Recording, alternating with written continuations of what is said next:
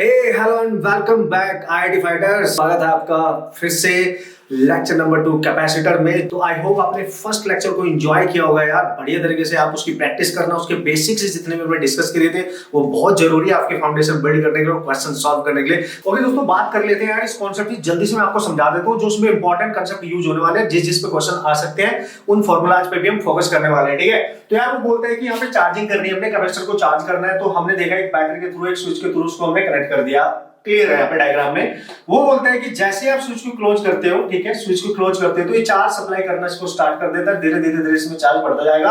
At the time passes charge इसमें ये बढ़ता जाएगा। तो पहला जो क्वेश्चन इसमें आने के चांस होते हैं कि भाई charge as a function of time, अगर हम देखें किसी पर्टिकुलर टाइम पे चार्ज निकालना हो, यहाँ पे कितना आ चुका है, तो वो निकल के आएगा आपके पास CV into 1 minus e raise to power minus t by tau. ये relation you have to remember, direct question इसमें पूछे गए हैं। ये हमने डिराइव करके यहाँ से केवीएल वगैरह आप यूज करो तो हो जाएगा, बट आपने करने की जरूरत नहीं है। बस फोकस करो कि इन केस ऑफ चार्जिंग वाला जब क्वेश्चन आएगा, सर हमें पता कैसे चलेगा भाई चार्जिंग हो रही है यहाँ पे? भाई पता ऐसा चलेगा कि जब सिस्टम के साथ, इस पूरे आरसी सर्किट के साथ बैटरी कनेक्ट की जाए, ना कि डिस्कनेक्ट की जाए। ओके, बैटरी कनेक्ट की जाए तो समझ जाना बैटरी का काम होता है उसको चार्ज सप्लाई करना, तो चार्जिंग का केस है। Okay, so you have to remember this relation. What is that? आप देख सकते हो यहाँ पे कौन क्या है, C कैपेसिटेंस है, V इसके अक्रॉस अप्लाइड पोटेंशियल है जो यहाँ पे अप्लाई किया गया है, T कोई इंस्टेंट टाइम है, टाउ क्या है, टाउ के बारे में याद रखें, tau is the time constant. Okay, time constant, this is called as time constant, can be written as the product of R, या resistance of the circuit and the capacitance of the capacitor।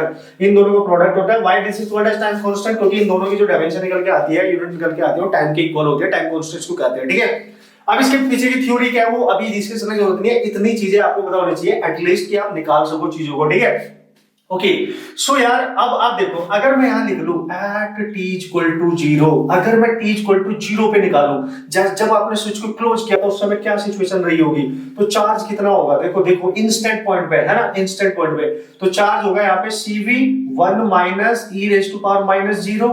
आप देख सकते हो इसकी value जब आप इसको denominator में लेके जाओगे तो 1 ही आएगी, ऑब्वियसली कैंसिल हो जाएगा। तो इनिशियली चार्ज कितना? 0 है ना, 0। मतलब क्योंकि इसका मतलब ये था, ये उस समय की बात थी जब हमने जैसे इसको क्लोज किया वैसे ही यहाँ पे ये अनचार्ज कैपेसिटर था, उसके पास इनिशियली कोई चार्ज नहीं था उस पर्टिकुलर टाइम पे। लेकिन जैसे जैसे टाइम बढ़ने लगा, 0 को छोड़ के उसके अलावा कोई और टाइम की अगर आप बात करोगे, यहाँ वैल्यू पुट करोगे तो आपका कुछ ना कुछ चार्ज यहाँ पे आ जाएगा, क्योंकि ये डिपेंड कर रहा है टाइम पे, है ना। अगर दो स्टैंडर्ड यहाँ पे हम टाइम ले लेते हैं, अगर आप t इक्वल टू इन्फिनिटी की बात करो दोस्तों, इन्फिनिटी का मतलब होता है आफ्टर लॉन्ग टाइम, है ना, आफ्टर लॉन्ग टाइम, बहुत बड़े टाइम के बाद। इस आफ्टर लॉन्ग टाइम को हम बोलते हैं, या तो बोलेगा t इक्वल टू इन्फिनिटी, या बोलेगा आफ्टर लॉन्ग टाइम, या बोलेगा स्टडी स्टेट, है ना, steady state. Very very important, ये सबसे ज्यादा यूज किया जाएगा, ये वर्ड सबसे ज्यादा यूज किया जाएगा न्यूमेरिकल प्रॉब्लम सॉल्व करने के लिए। मैक्सिमम क्वेश्चन अभी तक जो आए हैं। ओके,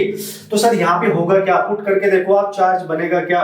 तो उस पर्टिकुलर टाइम पे कितना चार्ज आएगा? CV 1 minus e raise to power कितना? इनफाइनाइट। ओके, इसको आप सॉल्व करोगे तो दोस्तों आपको बिल्कुल क्लियर नजर आ रहा है, 1 माइनस 1 बाय ये 0, sorry this is e raise to power infinity. बहुत मैक्सिमम वैल्यू है, तो ये वैल्यू लगभग 0 की तरफ टेंस करेगी। ठीक है, सो ये यहाँ पे बचेगा केवल CV, यानी after long time infinity steady state जब पहुंच चुकी होगी उसके पास मैक्सिमम चार्ज इतना होगा, यानी मैक्सिमम चार्ज उसके पास इतना हो सकता है, C इंटू V के इक्वल हो सकता है। मतलब आप कह सकते हो ये जो वैल्यू है इसकी मैक्सिमम चार्ज की वैल्यू है, आप ऐसे कह सकते हो कि स्टडी स्टेट में जो मैक्सिमम चार्ज स्टोर कर सकती है कैपेसिटर, इस पर्टिकुलर केस में इतना चार्ज वो कर सकती है, ये आप ध्यान रखेंगे। ठीक है, अब एक पर्टिकुलर वैल्यूज में और यूज की जाती है कि सर अगर उसने जो टाइम लिया है, टाइम की वैल्यू वो ऐसे ले ली है at t equal to infinity, ठीक है, वो टाइम कांस्टेंट के इक्वल ली है, टाइम कांस्टेंट। तो भाई यहाँ पे मेरे को कैलकुलेट करके बताना कितना आ रहा है, आप सबने पढ़ा होगा। ठीक है, यहाँ वैल्यू पुट करोगे तो यहाँ दिख रहा है आपको 1 कैंसिल हो जाएगा, तो ये 1 minus e raise to power minus 1 बचेगा। e की वैल्यू पुट करोगे तो बताना मेरे को कितना आ रहा है। ठीक है, ये आप कर सकते हो, टेंशन नहीं है। ठीक है, एक्सपोनेंशियल वेरिएशन है यहाँ पे, आप देख सकते हो, और इसकी जो पावर है वो नेगेटिव में है। मतलब ये चार्जिंग का केस है, मतलब धीरे धीरे धीरे 0 से चार्ज मैक्सिमम की तरफ जा रहा होगा और एक सैचुरेशन स्टेट, स्टेडी स्टेट आ जाएगी जब वो मैक्सिमम हो जाएगा। मतलब ग्राफ अगर आप इसको बनाओगे तो चार्ज वर्सेस टाइम ग्राफ क्या बनने वाला है? धीरे धीरे बढ़ेगा बढ़ेगा, उसके बाद कांस्टेंट हो जाएगा। इसके बाद स्टेडी स्टेट आने का मतलब अब फर्दर जब स्टडी स्टेट आ जाएगी, after a long time capacitor fully charge हो जाएगा। स्टडी स्टेट का मतलब कैपेसिटर गेट्स फुली चार्ज, है ना, फुल्ली चार्ज, ये पूरे कंप्लीटली चार्ज हो चुका है, ये आप ध्यान रखेंगे।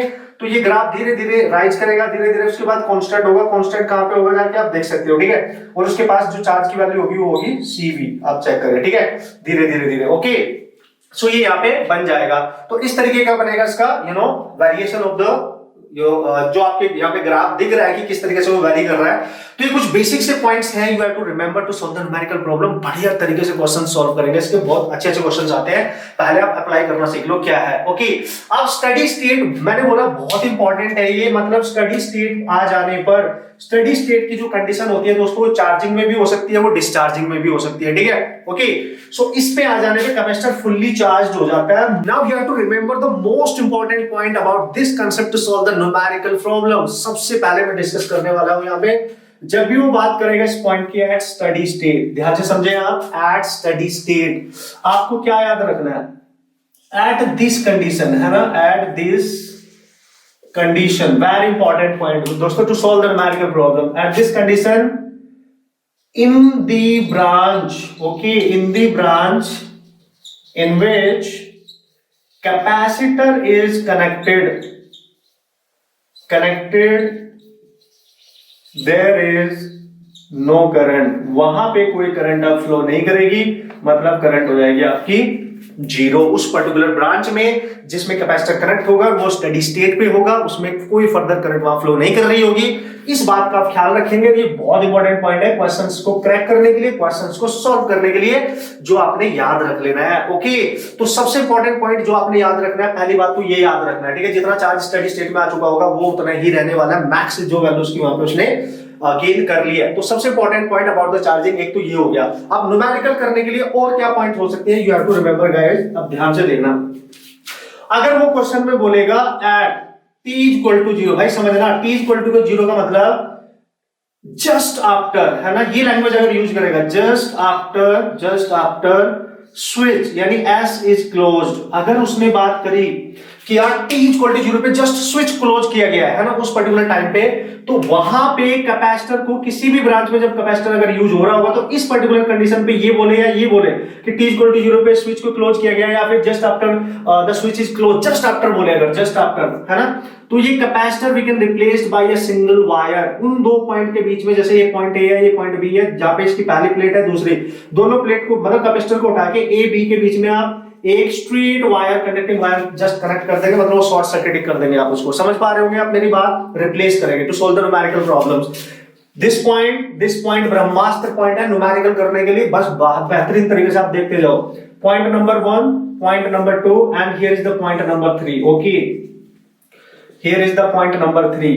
मैं एप्लीकेशन करके बताऊंगा, आपको टेंशन नहीं लेने का बॉस, ठीक है। अब उसने बोला यार सर अगर ऐसे पूछा t at t equal to infinity, मतलब आफ्टर, ये बोलेगा आफ्टर, ये मैंने बता दिया आपको, आफ्टर लॉन्ग टाइम, ठीक है, या तो बोलेगा at t equal to infinity after long time, और बोलेगा steady state, at steady state, in wordings की बात करेगा, है ना, एट स्टडी स्टेट, यानी at t equal to infinity या after long time s is closed, ठीक है। या तो इन दो टर्म्स का यूज करेगा या इसका कि स्विच को क्लोज किए बहुत टाइम हो चुका है, ठीक है, बहुत टाइम हो चुका है, या फिर आप बोलेगा कि इंफिनिटी टाइम के बाद बताओ, जब स्विच क्लोज कर दिएगा तो उसके इंफिनिटी टाइम के बाद, या स्टडी स्टेट पे बताओ।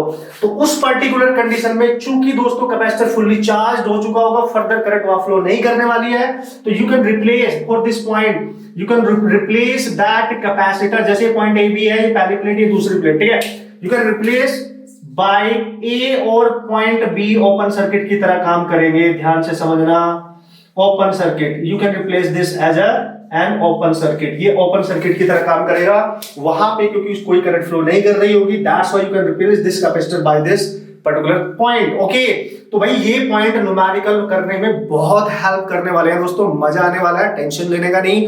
और मैंने आपको बताया अगर स्टेडी स्टेट पे किसी ब्रांच में कोई कैपेसिटर लगा और उसके साथ कोई रेजिस्टेंस लगे हैं तो रेजिस्टेंस की वजह से कोई एक्स्ट्रा पोटेंशियल ड्रॉप नहीं होने वाला है, क्योंकि उसमें कोई करंट जाएगी नहीं। समझ पा रहे होंगे आप मेरी बात, ठीक है। सो this is all about the charging, जो आपको याद रखना चाहिए। अब मैं बात करने वाला हूं उसके कुछ क्वेश्चंस की, जिससे कि आपको थोड़ा सा आइडिया लग जाए कि क्वेश्चन को रिप्लेस कैसे करना है, सॉल्व कैसे करना है। ओके दोस्तों, कुछ एग्जांपल्स लेके मैं आपको जल्दी से समझा देता हूं। जो कॉन्सेप्ट हमने सीखा उस पर डिपेंडेंट क्वेश्चन किस किस टाइप के आ सकते हैं और किस टाइप से आपने सॉल्व करके आने हैं, और हमारे एग्जाम में किस किस टाइप के क्वेश्चन आ चुके हैं। ओके, तो यार एक एग्जांपल मैंने यहाँ पे ले लिया आपके लिए, आप देख सकते हो। उसने बोला है कि इस क्वेश्चन में एट सबसे पहला जो क्वेश्चन हम यहाँ पे अगर सॉल्व करेंगे तो हमें क्या पूछा जाएगा, एट t इक्वल टू 0, ठीक है, s इज क्लोज्ड। अगर ऐसे बोलेगा s इज क्लोज्ड, और या बोलेगा immediately after s is closed. आपने बोला होगा जस्ट आफ्टर बोले या immediately after the switch is closed, या बोले t इक्वल टू 0 पे जैसे ही स्विच को क्लोज किया। ओके, जैसे ही स्विच को क्लोज किया तो क्या होगा, आप ध्यान से देखेंगे तो क्या होगा यहाँ पे, just immediately just after the switch is closed. तो यहाँ पे क्या होने वाला है, जैसे आप इसको क्लोज करोगे तो यहाँ से करंट भागेगी। ओके, लेट्स से करंट भागेगी। जब ये करंट यहाँ से चलना स्टार्ट कर रही होगी तो इधर भी कुछ करंट जाएगी इधर, क्योंकि उसने बोला just after the switch is closed. तो जब इधर जाएगी तो मैंने बोला just after the switch is closed. देखो ये जो कैपेसिटर है इसको आप रिमूव कर सकते हो और उसकी जगह एक वायर कनेक्ट कर सकते हो, ठीक है, इसको भी रिमूव कर सकते हो। तो ये circuit how it look like, आप ध्यान से देखो सर्किट दिखेगा कैसे, यहां से यहां तक तो एज इट इज चेक करेंगे आप। अब यहां क्या होगा, देखो ऊपर जो करंट जा रही है ये यहां से कैपेसिटर रहता हो, इसकी जगह आप एक वायर आपने कनेक्ट कर दिया, रेजिस्टेंस एज इट इज रहेगा, ठीक है, एक रेजिस्टेंस यहाँ पे एज इट इज रहेगा, ठीक है। इसके ऊपर भी कैपेसिटर, उस पूरे को हटा सकते हो आप, इसके बीच में एक वायर आ गया जस्ट, ठीक है। इस तरीके से आपको सिचुएशन नजर आ रही होगी। और यहां से ऑब्वियसली एक बैटरी कनेक्ट है और इधर से इसका स्विच कनेक्ट कर दिया गया और इस तरीके की सिचुएशन है, 10 वोल्ट की बैटरी है, ठीक है। अब आप खुद देखो कि जैसे उसने बोला कि इस पर्टिकुलर टाइम पे just after the switch is close capacitor एक सिंगल वायर की तरह ट्रीट करते हैं हम। तो यहां से जो करंट दोस्तों आएगी, चूंकि वो करंट जो इधर जाना चाह रही थी इस वाले में, वो इस रास्ते से जाना पसंद करेगी, ना तो इधर जाएगी क्योंकि इधर भी रेजिस्टेंस है, इधर भी है, इस रास्ते से जाना पसंद करेगी, कोई रेजिस्टेंस नहीं है, ये शॉर्ट सर्किटिंग हो गया। आप देख सकते हो इस पूरी ब्रांच के अक्रॉस भी एक सिंगल वायर कनेक्ट हो गया और इसके वायर भी, यानी इस वायर के अंडर ये दोनों के दोनों लाई कर रहे हैं, अनइफेक्टिव है, इनमें कोई करंट जाएगी ही नहीं। और जब इनमें कोई करंट नहीं जाएगी तो ये सिस्टम में करंट फ्लो कराने के लिए पार्टिसिपेट नहीं करेंगे, सारी करंट इस रास्ते के थ्रू वापस बैटरी में चली जाएगी। और ये ऐसा क्यों हुआ मैंने आपको बताया था, क्योंकि इस पॉइंट का पोटेंशियल, एक वायर है, हर पॉइंट का पोटेंशियल सेम होने वाला है, ओके, जिसकी वजह से इनमें कोई करंट नहीं जाएगी। तो देखो बैटरी से निकलने वाली करंट केवल इसमें जा रही है, दैट इज 2 ओम, बाकी कहीं भी करंट नहीं जा रही है। तो इससे कितनी करंट विड्रॉ की जाएगी, that is 10/2, that is 5 ampere. मतलब इस कंडीशन पे अगर आपसे पूछेगा सर्किट में कितनी करंट फ्लो कर रही है, you can calculate, that is 5 ampere. Okay, that is 5 ampere. Important concept, important problem, okay, ध्यान से समझना। आगे जो हमारे एग्जाम में क्वेश्चंस आया है यार, उनको कैसे क्रैक करना है आप डेफिनेटली सीख जाओगे, डेफिनेटली सॉल्व करके आओगे, ठीक है। कंडीशन नंबर 2 की बात करते हैं। आफ्टर लॉन्ग टाइम पूछेगा, after long time, after long time पूछेगी, बताओ बैटरी से कितनी करंट सप्लाई हो रही है सर्किट को। मतलब एट स्टडी स्टेट की बात कर रहा है, स्टडी स्टेट में क्या हो जाता है धुरंधर खिलाड़ियों, स्टडी स्टेट में तो कैपेसिटर फुल्ली चार्ज हो जाता है, फुल्ली चार्ज। ओके, इसका मतलब सर आप ये कहना चाह रहे हो कि जब स्टडी स्टेट आएगी तो ये कुछ ऐसे होगा, याद कर लो ये सर्किट, कुछ रीड्रॉ करो सर्किट को आराम से, कोई टेंशन नहीं है। जब प्रैक्टिस कर लोगे रीड्रॉ करने की जरूरत पड़ेगी नहीं। ओके, जब आप रीड्रॉ करोगे, देखो तो मैंने आपको बताया फुल्ली स्टेट में कैपेसिटर जो होता है, अभी हमने पॉइंट पढ़ा था, ये ओपन सर्किट की तरह काम करेगा। ओके, ओपन सर्किट, तो जहां पे कैपेसिटर है वहां से वायर को तोड़ दो बॉस। तो यहाँ पे एक रेजिस्टेंस हुआ, ठीक है सर, ऊपर ये वाला ओपन हो जाएगा तो उसके साथ जो रेजिस्टेंस है वो बेकार हो गया, ठीक है, ऊपर वाला सर्किट बेकार हो गया। तो देखो यहाँ से जो करंट जाएगी ना इधर जा पाएगी ना इधर जाएगी, तो डायरेक्ट ये करंट यहाँ से जो आ रही है इसमें को होते हुए ऐसे ऐसे ऐसे ऐसे आ जाएगी। यानी यहाँ पे 10 वोल्ट की बैटरी इस बार किस रेजिस्टेंस को करंट सप्लाई कर रही है, 2 को कर रही है और डायरेक्ट 3 को कर रही है, क्योंकि इनमें तो ये तो ओपन सर्किट है यार। जब तार ही टूट गया टीवी कैसे चलेगा भाई, इलेक्ट्रिसिटी वाला तार ही टूट गया टीवी कैसे चलेगा, नहीं। तो भाई यहाँ से करंट डायरेक्ट चली जाएगी, तो दिस इज 2, दिस इज 3। तो इस बार करंट कितनी, total voltage divided by total resistance 10/5, that is 2 ampere current होगी। तो मतलब मैंने एप्लीकेशन करना आपको सिखाया कि आप करोगे कैसे। फर्स्ट टाइप ऑफ एप्लीकेशन तो हो गया ये। दूसरे टाइप ऑफ के जो न्यूमेरिकल हमारे एग्जाम में आते हैं मैं बढ़िया तरीके से आपको बताने वाला हूँ, टेंशन नहीं लेने का बॉस, ठीक है। तो सारे एग्जाम्पल नंबर 1 कि आप अप्लाई कैसे करेंगे गाइस। ओके, आप अप्लाई कैसे करेंगे भाई, ऐसे अप्लाई कर सकते हो क्वेश्चंस को क्रैक करने के लिए। और भी अच्छे अच्छे क्वेश्चंस इसमें देखने को आपको मिल जाएगा, ठीक है। अब दूसरे एग्जाम्पल में लेने वाला हूँ, बेहतरीन सा कॉन्सेप्ट मैं आपको सिखाने वाला हूँ, ठीक है। वो क्या है सब देखो। ओके दोस्तों, अब मैंने एक एग्जांपल और ले लिया, बेहतरीन टाइप का एक क्वेश्चन यार, जिस टाइप के क्वेश्चंस मैक्सिमम आपके एग्जाम में पूछे जाते हैं, हर टाइप के क्वेश्चन में डिस्कस करने वाला हूं बहुत बेहतरीन तरीके से, ठीक है। अब ये क्वेश्चन हम देखते हैं। ये क्वेश्चन एक अरेंजमेंट है, आप देख सकते हो आरसी सर्किट है, एक तरीके से आरसी सर्किट है, स्विच का यूज नहीं किया गया but combination of the resistance capacitor, ठीक है। तो यार बैटरी है, ठीक है जी, ठीक है ठीक है, ओके, रेजिस्टेंस है, कैपेसिटर है। अगर आपसे क्वेश्चन पूछे एट स्टडी स्टेट, है ना, स्टडी स्टेट पर, मैंने बोला इस वर्ड का ध्यान रखना भाई, बेहतरीन चीज है ये आपके लिए। तो सर स्टडी स्टेट में हो क्या जाता है, स्टडी स्टेट पे कैपेसिटर फुल्ली चार्ज, में बार बार लिख रहा हूं जिससे आपके दिलो दिमाग में पॉइंट उतर जाए, फुल्ली चार्ज हो जाएगा। और मैंने एक पॉइंट लिखा था, स्टडी स्टेट पे जिस ब्रांच में कैपेसिटर होगा उस ब्रांच में फर्दर करंट नहीं जाएगी, है ना। और उसमें अगर कोई रेजिस्टेंस है तो उसकी वजह से करंट नहीं बनेगी, मतलब वहां किसी तरह कोई एक्स्ट्रा पोटेंशियल ड्रॉप नहीं होने वाला है। तो सर करेंगे क्या, अगर उसने बोला at steady state what is the charge stored by the capacitor, कितना चार्ज स्टोर किया, एक तो ये पूछा जा सकता है, या what is the potential difference across the plates of the capacitor, या ये पूछा जा सकता है, पूछा जा सकता है आपसे, जो काफी पूछा भी गया है एग्जामिनेशन में, टेंशन नहीं है, एक सीख लो, सारे के सारे वैसे ही होते हैं यार, ठीक है। तो क्या करना है सर, यहाँ पे हम करेंगे क्या, देखो भाई यहाँ पे क्या करने वाले हैं। तो यार पहली बात तो उसने बोला स्टडी स्टेट है। अब देखो बैटरी जो करंट सप्लाई करेगी, कितनी बैटरी है, एक ही है सर। तो बैटरी का पॉजिटिव टर्मिनल ये है, नेगेटिव, यहां से करंट निकालो, ये करंट इसमें जाएगी, इसमें जाएगी, लेकिन इसमें नहीं जाएगी, क्यों, क्योंकि कैपेसिटर है इस ब्रांच में, इसमें जाने वाली करंट ऑटोमेटिकली क्या होगी, 0, तो सीधी निकल जाएगी, सीधी, और इसमें को होते हुए डायरेक्ट यहां पहुंचेगी। आप ध्यान से समझो। तो सबसे पहले ये देखो सर्किट में बैटरी कितनी करंट सप्लाई कर रही है, उस वो निकालने के बाद हम यहाँ पे सी पे कितना चार्ज स्टोर हुआ है वो भी निकाल सकते हैं, पोटेंशियल ड्रॉप भी निकाल सकते हैं, मैं बताने वाला हूँ, ठीक है। करोगे क्या, तो सबसे पहले क्या करो, बैटरी ने इसको कितनी करंट सप्लाई की, देखो भाई कहीं से भी स्टार्ट करो, लेट्स से आपने यहां से स्टार्ट किया, ऐसे चल के वापस यहीं पे आना है, केवीएल मतलब इस पॉइंट से आगे बढ़ो, माइनस से प्लस जा रहे हो तो माइनस से प्लस जा रहे हो तो प्लस ई, ठीक है सर, ठीक है। और इसमें जा रहे हो तो माइनस आई आर वन, फिर इसमें से डायरेक्ट इसमें जा रहे हो तो माइनस आई आर टू, और वापस इस पॉइंट पे आ गए इक्वल टू 0। वैसे मैंने केवीएल अप्लाई किया, आप डायरेक्ट भी कर सकते हैं, क्योंकि बैटरी इसको और इसको डायरेक्ट करंट सप्लाई कर रही है, तो ये सीरीज में है, तो आप डायरेक्ट भी करंट निकाल सकते थे। तो करंट ऑब्वियसली कितनी आएगी, ई ओवर R1 प्लस R2, देख सकते हो आप, इतनी करंट आ गई सर, ठीक है, बिल्कुल ठीक है सर। इससे फायदा क्या हुआ, इसमें तो कोई भी करंट नहीं जा रही। लेट्स सी दोस्तों, ये इसकी पहली प्लेट है, ये इसकी दूसरी प्लेट है, ठीक है ना। अब यहां पे आपने एक पॉइंट मान लिया ए, और इस प्लेट जो जिस पॉइंट से कनेक्ट होगी वो मान लिया बी। मुझे ए और बी के बीच में पोटेंशियल डिफरेंस चाहिए, अगर V आ गया तो Q इक्वल टू CV से चार्ज आ जाएगा, तो हमारा VE भी आ जाएगा और चार्ज भी आ जाएगा, टेंशन नहीं है वो। तो कैसे करेंगे सर, इसमें तो कोई करंट ही नहीं जा रही, ऑब्वियसली नहीं जा रही है। पोटेंशियल डिफरेंस निकालने के लिए याद करो हम यूज करते थे KVL। तो ए से स्टार्ट करो, इस रास्ते के थ्रू वापस बी पे आओ, ठीक है। ए से स्टार्ट करो, लेट्स सी यहां पे पोटेंशियल है VA, तो VA केवीएल अप्लाई कर रहा है, जैसे आप आगे बढ़े फिर बैटरी मिली, माइनस से प्लस जा रहे हैं तो प्लस E, ठीक है। फिर रेजिस्टेंस में एंटर कर रहे हो उसी की डायरेक्शन में, तो माइनस IR1, फिर वापस घूम के आना है क्योंकि इस B पॉइंट तक आना है, तो इधर नहीं जाना है, इसमें वापस आओ, ये देखो इस वाले में तो करंट 0 है, माइनस I 0 है इंटू R, कुछ भी हो, मैंने बोला ना इसकी वजह से पोटेंशियल ड्रॉप 0 ही रहेगा। अब आप पहुंच गए बी पे, जैसे आप बी पे पहुंच जाओ equal to VB, final destination है, मैं सिखा चुका हूं आपको पहले भी केवीएल में, ठीक है।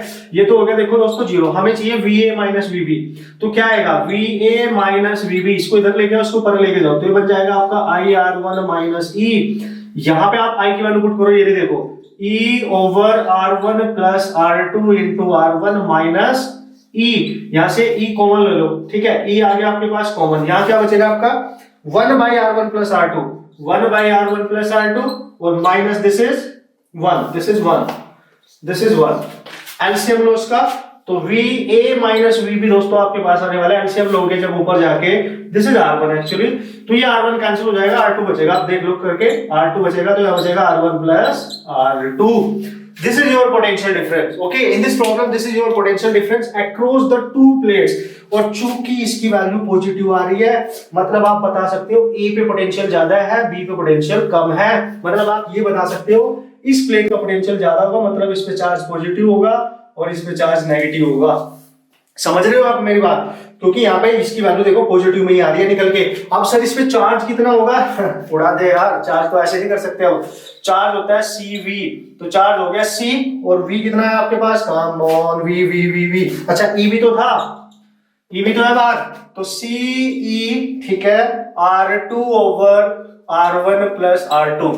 This is your final answer. Okay, potential difference निकालो या चार्ज निकालो, एक बार सीख लो, प्रोसेस सीख लो, बेहतरीन तरीके से you can solve the numericals. ये है आपके पास कॉन्सेप्ट, ठीक है, ये है आपके पास कॉन्सेप्ट। ओके, तो इस तरीके से एक एग्जांपल मैं और लूंगा इसी का, बढ़िया से मैं आपको सिखाना चाहता हूं यार, जिससे इससे आने वाला क्वेश्चन आप फोड़ के आ जाओगे बढ़िया तरीके से।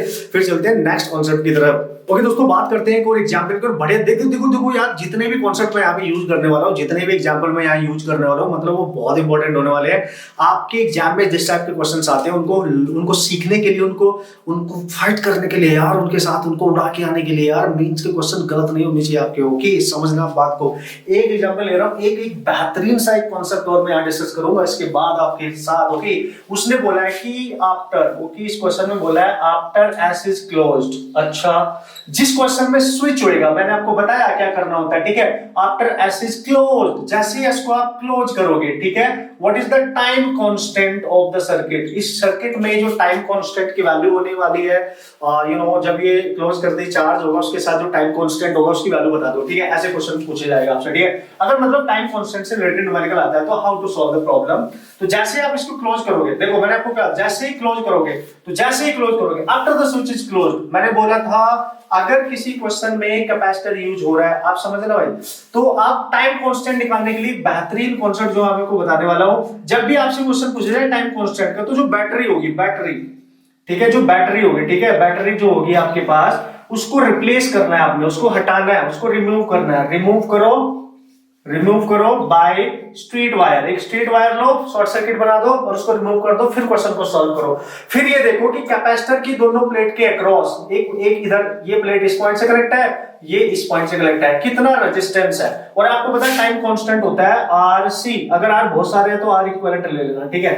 इस तरीके से आप समझो, C बहुत सारे तो C इक्विवेलेंट ले लेना, ठीक है, ऐसे समझो। फिलहाल यहाँ पे एक ही है, ठीक है। तो इसके अक्रॉस AB है ना, बैटरी को हटाया, रिमूव किया, एक स्ट्रेट वायर से हमने रिमूव किया।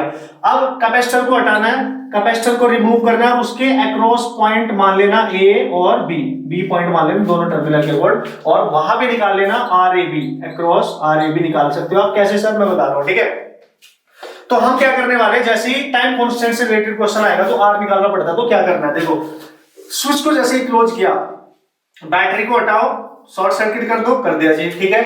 फिर जब ऐसा करेंगे तो क्या हो जाएगा, देखो ये कंप्लीट वायर बन गया यहां से यहां तक, जिसका कोई रेजिस्टेंस जिसमें नहीं है, समझना आप। तो इसका मतलब सर ये अगर ये एक वायर है, इसके हर पॉइंट का पोटेंशियल सेम होगा, तो यहाँ पे जो पोटेंशियल होगा वही यहाँ पे भी, यहाँ भी है तो यहाँ भी, दोनों का डिफरेंस 0, तो इसमें कोई करंट नहीं जाएगी, 0। तो ये सर्किट में ये रेजिस्टेंस काम का नहीं है, ये काम नहीं कर रहा है, ध्यान से समझना, इंपॉर्टेंट पॉइंट्स है। तो सर अब क्या होगा, अब जो करंट यहाँ से ऊपर को कहीं जा रही होगी, तो इसके अक्रॉस ध्यान से चेक करो बस, आपके पास इसमें कुछ नहीं है, ये ब्रांच आप हटा सकते हो, यहाँ से ये हटा सकते हो, तो ये सर्किट बच गया, देखो ये सर्किट बच गया आपके पास। तो AB को, इसको हटाओ कैपेसिटर को, और यहां पॉइंट A बच गया और ये पॉइंट आपका B बच गया। मैंने बोला था कैपेसिटर को हटाओ, पॉइंट A B से रिप्लेस करो। इनके बीच रेजिस्टेंस चेक करो कितना है। अगर इस वायर को मैं खींच दूं, इसको ऊपर ले जाऊं, आप देखो इसको ऊपर खींचूं, इसको नीचे, तो ये बनेगा कुछ ऐसे, ठीक है, इधर B और इधर कहीं नीचे बन के हो जाएगा A। तो आप देखो A और B के बीच केवल इक्विवेलेंट रेजिस्टेंस एक ही है, यानी RAB के अक्रॉस इक्विवेलेंट रेजिस्टेंस केवल R है। सो time constant of this circuit in this particular condition must be R, क्योंकि R एक ही है और C तो एक ही है।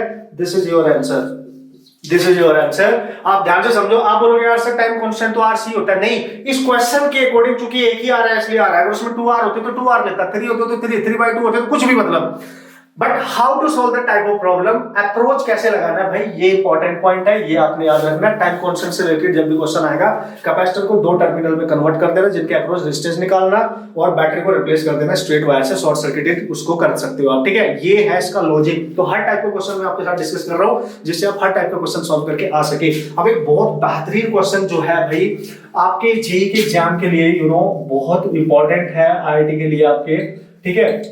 How to solve this type of problem, वो मैं आपसे डिस्कस करने वाला हूं, ठीक है। ओके, तो कभी कभी इस टाइप के क्वेश्चंस भी बहुत जरूरी होते हैं आपके लिए, बहुत ही ज्यादा पूछे जाते हैं। तो मैंने क्या किया, एक कैपेसिटर यहां पे लिया, आप देखेंगे एक कैपेसिटर आपके पास ये है, चेक करो आप, ठीक है। इसके अक्रॉस एक रेजिस्टेंस लिया, इसके अक्रॉस एक रेजिस्टेंस यहां पे लिया, और एक बैटरी से इनको वोल्टेज सप्लाई की गई, ठीक है। ऐसे आप समझ लेना, ठीक है। सो दिस इज योर 9 वोल्ट की बैटरी यहां पे लगा दी गई है, और इनके बीच में कहीं पे एक स्विच को यूज किया गया है, ठीक है। ऐसे आप समझेंगे, दैट इज एस, और ये पॉइंट को उसने माना बी, और इस पॉइंट को उसने माना ए, ऐसे आप मान सकते हो, ए और बी। इसको बोला 3 माइक्रो फैरेड है, 6 माइक्रो फैरेड है, ये 3 ओम है और ये 6 ओम है, आप चेक करेंगे, ठीक है। आपसे क्वेश्चन क्या पूछ रहा है, very very important type of problem, very very important for your mains exam as well IIT, okay. So how you can solve the type of problem, पूछेगा क्या, if this S is closed, ठीक है। अगर इसको close कर दूं तो बताओ कितना चार्ज फ्लो करेगा, total charge flow through the switch from B to A, B to A कितना चार्ज फ्लो करेगा स्विच को क्लोज करते ही, what is the amount of charge flows, okay, that is the important question. जब भी charge flow करने की बात करें किसी एक पॉइंट से दूसरे पॉइंट की तरफ, किस टाइप से क्वेश्चन सॉल्व करने हैं, क्योंकि ये सारे कैपेसिटर तो नहीं, अदरवाइज नोडल एनालिसिस इसमें डायरेक्टली हम यूज कर सकते थे। यहाँ पे कैपेसिटर और रेजिस्टेंस का कॉम्बिनेशन है, तो क्या अप्रोच आपने करना है, ध्यान से समझो। जैसे आप स्विच को क्लोज करोगे, ठीक है, कर दिया सर, कर दिया, तो आप देख सकते हो ये पूरा वायर इससे और इससे कनेक्ट हो चुका है, तो यहां से यहां कितना चार्ज फ्लो करेगा ये बताना है। अब ये देखो इस टाइप के क्वेश्चन करने कैसे हैं, सबसे पहले अप्लाई करो फर्स्ट कंडीशन। फर्स्ट कंडीशन क्या है सर, देखना ध्यान से, बिफोर एस इज क्लोज्ड, है ना, एस को क्लोज करने से पहले, मतलब eight open condition, open condition की बात कर रहा है, जब वो ओपन था तो क्या होगा, ध्यान से समझेंगे। जब ये ओपन था, इसको हमने क्लोज नहीं किया था, आप देखो यहां से अगर स्विच को मैं यहाँ पे ओपन कंडीशन की बात करूंगा, तो स्टडी स्टेट अगर मैं यहाँ पे इमेजिन करके चलूं, तो ऑब्वियसली ये आप ध्यान से देख सकते हो, इस पे जो टोटल चार्ज गया होगा, ये दोनों की दोनों सीरीज में जो चार्ज यहाँ पे गया होगा, इधर भी गया होगा, इधर भी गया होगा, इधर भी गया होगा, ओके, आप चेक करेंगे, ठीक है। तो जो चार्ज यहाँ गया होगा वो वापस आके इसमें आ गया, इसमें किसी तरह का कोई फ्लो यहाँ पे देखने को नहीं मिला होगा, तो टोटल चार्ज जो यहाँ से पास हुआ होगा इनिशियली, वो हम चेक कर लेते हैं यहाँ पे कितना होगा। देखो तो इसका जो वोल्टेज है वो कितना है दोस्तों, 9, ठीक है, 9 वोल्ट इसका वोल्टेज है, तो इसमें कितना चार्ज इसमें टोटल फ्लो कर रहा होगा उसको हम निकाल सकते हैं, क्योंकि Q इक्वल टू क्या होता है, CV, ठीक है। तो C कितना है इसका, सीरीज में है 6 into 3, 6 into 3 that is 3, 6 plus 3, तो ये बन जाएगा आपका, दिस इज 9, 3 3 2 आ जाएगा। अगर ये 2 आ जाता है, ओके, अगर ये 2 आ जाता है तो C into 2 दैट इज 18, यानी यहाँ पे 18 माइक्रोकूलम इनिशियल चार्ज आ रहा है, तो इस पे प्लस में जाएगा, और वही सेम चार्ज इस पे माइनस पे जाएगा, फिर इस पे प्लस पे जाएगा, वही सेम चार्ज इस पे माइनस पे जाएगा। अब बहुत इंपॉर्टेंट पॉइंट आप ध्यान से देखो, इनिशियल कंडीशन में इस टर्मिनल से ये दोनों प्लेटें आपस में कनेक्ट है, केवल यही दोनों प्लेटें आपस में कनेक्ट है, और इस पे जो चार्ज है वो -18 माइक्रोकूलम है, और इस पे जो चार्ज है वो प्लस का 18 माइक्रोकूलम है। मतलब इन पे, इन दोनों प्लेटों पे, इसकी दूसरी पे और इसकी पहली पे जो नेट चार्ज है वो तो जीरो ही हो जाएगा, नेट चार्ज जीरो होगा, क्योंकि बैटरी से डायरेक्ट कनेक्ट नहीं है, नेट चार्ज जीरो होगा। ध्यान से समझते जाना मैं क्या बोल रहा हूँ। यानी इस पूरे सिस्टम में इनिशियली जो चार्ज फ्लो कर रहा है, इनिशियल चार्ज जो फ्लो कर रहा है वो 18 माइक्रोकूलम है। Very important, this is very important, okay, ठीक है। अब मैं क्या करने वाला हूं, ध्यान से देखो, इफ S is closed, अगर दोस्तों स्विच को क्लोज कर दिया जाए, तो आप खुद सोचो, जब आप स्विच को क्लोज करोगे तो सर्किट कुछ ऐसा बन जाएगा। तो ये देखो, और ये वाली बैटरी कुछ ऐसी होगी, और ये क्लोज करते ही ये रेजिस्टेंस, ठीक है, ये रेजिस्टेंस देखो आप, और यहां से 9 वोल्ट की बैटरी आपने कनेक्ट की, तो आप देख सकते हो ये पैरेलल कॉम्बिनेशन बन गया, क्योंकि यहां से चार्ज आप देख सकते हो ये इस पॉइंट के थ्रू डिवाइड हो गया है, ठीक है। इसमें अलग चार्ज होगा, इसमें अलग चार्ज होने वाला है, ठीक है। ओके ओके ओके, तो आप यहाँ पे बिल्कुल क्लियरली देख सकते हो। तो सबसे पहले हम क्या करेंगे, अब हम इसके अक्रॉस इस पे चार्ज निकालने के लिए, इस पे कितना चार्ज होगा, इस पे कितना चार्ज होगा, उसको निकालने के लिए आप क्या करने वाले हो, ये 3 माइक्रोफैराड, ये 6 माइक्रोफैराड, ये और ये दोनों पैरेलल में हो गए। आप देख सकते हो ये और ये, अगर मैं इसमें 3 ओम में 6 ओम में, ये माइक्रोफैराड है एंड 6 माइक्रोफैराड है, ठीक है। तो मैं क्या करने वाला हूं दोस्तों, यहां से करंट निकालूंगा। तो जब ये करंट इसमें जाएगी, आप देखो इसमें जाएगी फिर इसमें जाएगी, तो 9 हो जाएगा ना टोटल। तो यहाँ 1 एम्पीयर करंट फ्लो कर रही है, तो उसके अक्रॉस वोल्टेज कितना आ गया, 3 वोल्ट। तो पक्का इसके वोल्ट कितना है, 6 वोल्ट। तो यही वोल्टेज इसके अक्रॉस अप्लाई हो जाएगा 3 वोल्ट। और इसमें जो चार्ज होगा, अब इसमें जो चार्ज होगा Q1 डैश, वो कितना हो जाएगा, this is 3 into 3, Q = C भी होता है 9, है ना, 9 माइक्रोकूलम, 9 माइक्रोकूलम हो जाएगा कि नहीं। और इसमें कितना चार्ज बनेगा, 6 into 6 that is 36 microcoulomb. Check करेंगे आप, कम ऑन गाइस चेक करेंगे, आप ध्यान से समझो। तो सर बी, जैसे स्विच क्लोज किया, बी से ए की तरफ कितना चार्ज फ्लो करेगा वो निकालना है। अब आप देखो, जब ये कंडीशन थी तो इन दोनों प्लेट का जो चार्ज का सम था वो 0 था, इनिशियली 0 था कि नहीं, मतलब इनिशियल टोटल चार्ज उसमें 18 माइक्रोकूलम है टोटल दोनों में, लेकिन इन दो प्लेट क्योंकि आपस में कनेक्ट है। तो अगर मैं चार्ज कंजर्वेशन अप्लाई करूं, ठीक है, चार्ज कंजर्वेशन, इस पहले कैपेसिटर की दूसरी प्लेट जो आपस में कनेक्ट है और दूसरे की पहली प्लेट का जो सम है वो 0 आ रहा है, ध्यान से समझना, सम 0 आ रहा है। मतलब अगर इनिशियल चार्ज की मैं बात करूं, ठीक है, इनिशियल चार्ज की, अब देखो इन कैपेसिटर पे क्या हुआ, इस पे आ गया, इस वाली पे माइनस और इस वाली पे आ गया +36, ये भी तो आपस में कनेक्ट है। पर नया चार्ज स्विच क्लोज करने के बाद क्या बन चुका है, आप देखो, तो नया चार्ज बन चुका है आपके पास, स्विच क्लोज करने के बाद फाइनल चार्ज आ गया है इसका -9 प्लस उसका 36, तो कितना बना है देखो, ये बन गया 27 microcoulomb. This is your final charge जो वहां पे बना है। लेकिन कंजर्वेशन ऑफ चार्ज बोलता है कि initial charge must be equal to final charge. इसका मतलब अगर इनिशियल उन दोनों प्लेट पे 0 चार्ज था तो फाइनली भी उनके पास 0 ही होना चाहिए, जबकि 27 आ रहा है, मतलब 27 कहां से आया, एक्स्ट्रा चार्ज फ्लो किया बी से ए की तरफ, स्विच क्लोज करने के बाद एक्स्ट्रा चार्ज फ्लो किया होगा, ऐसे आप समझ सकते हो। अगर आप इसको 0 करना चाहते हो फाइनल को, तो इसमें -27 और करना पड़ेगा, समझ रहे हो। तो एक्स्ट्रा चार्ज था क्योंकि ये इनिशियली कितना था, ऑब्वियसली क्या करने की कोशिश कर रहा हूं, इन दोनों प्लेटों का जो सम है नेट 0 है, जबकि यहां इनका सम 36 माइनस, ये माइनस वाला प्लस ये 36 ऐड करोगे तो 27। अगर इसको 0 करना है तो -27 इसको और देना पड़ेगा, मतलब चार्ज टोटल जो फ्लो किया होगा, एक्स्ट्रा जो चार्ज फ्लो किया होगा 0 करने के लिए, आपसे पता चल रहा है कि 27 माइक्रोकूलम होना चाहिए, क्योंकि जो इनिशियल यहाँ पे था वो यहाँ पे भी होना चाहिए चार्ज कंजर्वेशन के according. Hence you can solve the type of problem, conservation of charge का कंसेप्ट आप अप्लाई करके क्वेश्चन को चेक कर सकते हैं, सॉल्व कर सकते हैं। तो concept is that before closing the switch, after closing the switch, you just find out the initial charge कितना था, फाइनल चार्ज कितना है और कितना उनके एक्स्ट्रा सप्लाई हुआ है, दोनों को बराबर करने के लिए, वही आपका आंसर होगा 27 माइक्रोकूलम। ओके ओके दोस्तों, बात करते हैं बहुत ही बेहतरीन से कॉन्सेप्ट की, जो जेईई मेन का फेवरेट कॉन्सेप्ट माना जाता है यार, जिसपे क्वेश्चंस आने के भरपूर चांस होते हैं भाई। बेहतरीन तरीके से आपने इसको सीख लेना है, ठीक है। मैंने जैसे कि यहाँ पे लिखा है the concept of redistribution of charge. So what is the concept and how to apply this solve the numerical, मिलके करते हैं यार, बढ़िया से पढ़ेंगे क्वेश्चंस। ओके ध्यान से समझो, उसने बोला रीडिस्ट्रीब्यूट कराना है चार्ज। भाई रीडिस्ट्रीब्यूट कब होगा, लेट्स सी क्योंकि हम कैपेसिटर से रिगार्डिंग बात कर रहे हैं तो मैं कैपेसिटर की बात करूंगा, टेंशन नहीं लेने का, बढ़िया तरीके से बस देखते रहो, क्वेश्चन हो जाएंगे, क्योंकि जितने भी कॉन्सेप्ट आज मैं यहाँ डिस्कस करने वाला हूँ सारे ही इंपॉर्टेंट है, 1 by 1। ओके ध्यान से समझना, सारे ही इंपॉर्टेंट है बॉस, ठीक है। सो क्या करने वाला हूँ, सबसे पहले मैं let's see we have the 2 conductors, like मैं यहाँ कैपेसिटर की बात करूँ तो 2 कैपेसिटर की बात करूंगा, ठीक है। लेट्स सी मेरे पास 2 कैपेसिटर है, कैपेसिटर 1, ठीक है। पहला कैपेसिटर जिसकी कैपेसिटेंस C1 है उसको चार्ज किया गया किसी पोटेंशियल V1 तक, ठीक है। तो उसके पास अपना खुद का चार्ज भी होगा, ऑब्वियसली कुछ चार्ज होगा इसके पास Q1, ठीक है। एक दूसरा कैपेसिटर है हमारे पास, ध्यान से समझना, कॉन्सेप्ट की तहत जाओगे। यहाँ पे लेट्स से चार्ज, इसको पोटेंशियल दिया होगा V2 और इसकी कैपेसिटेंस होगी C2, इंडिविजुअली चार्ज किया गया दोनों को। हो सकता है एक चार्ज दो एक अनचार्ज दो, ऐसा भी हो सकता है, ठीक है। बस हमने मान लिया, ठीक है। अब वो बोलता है कि यार रीडिस्ट्रीब्यूट कराना चाहते हैं, तो वो क्या करेगा, कनेक्ट देम इन पैरेलल, ठीक है। ध्यान से बस समझते जाओ आप, इनको पैरेलल में कनेक्ट करो। और इस पे जो 2 कॉन्सेप्ट मैं यहां बताने वाला हूं, दोनों को कंबाइंड करके क्वेश्चंस आए हैं भाई।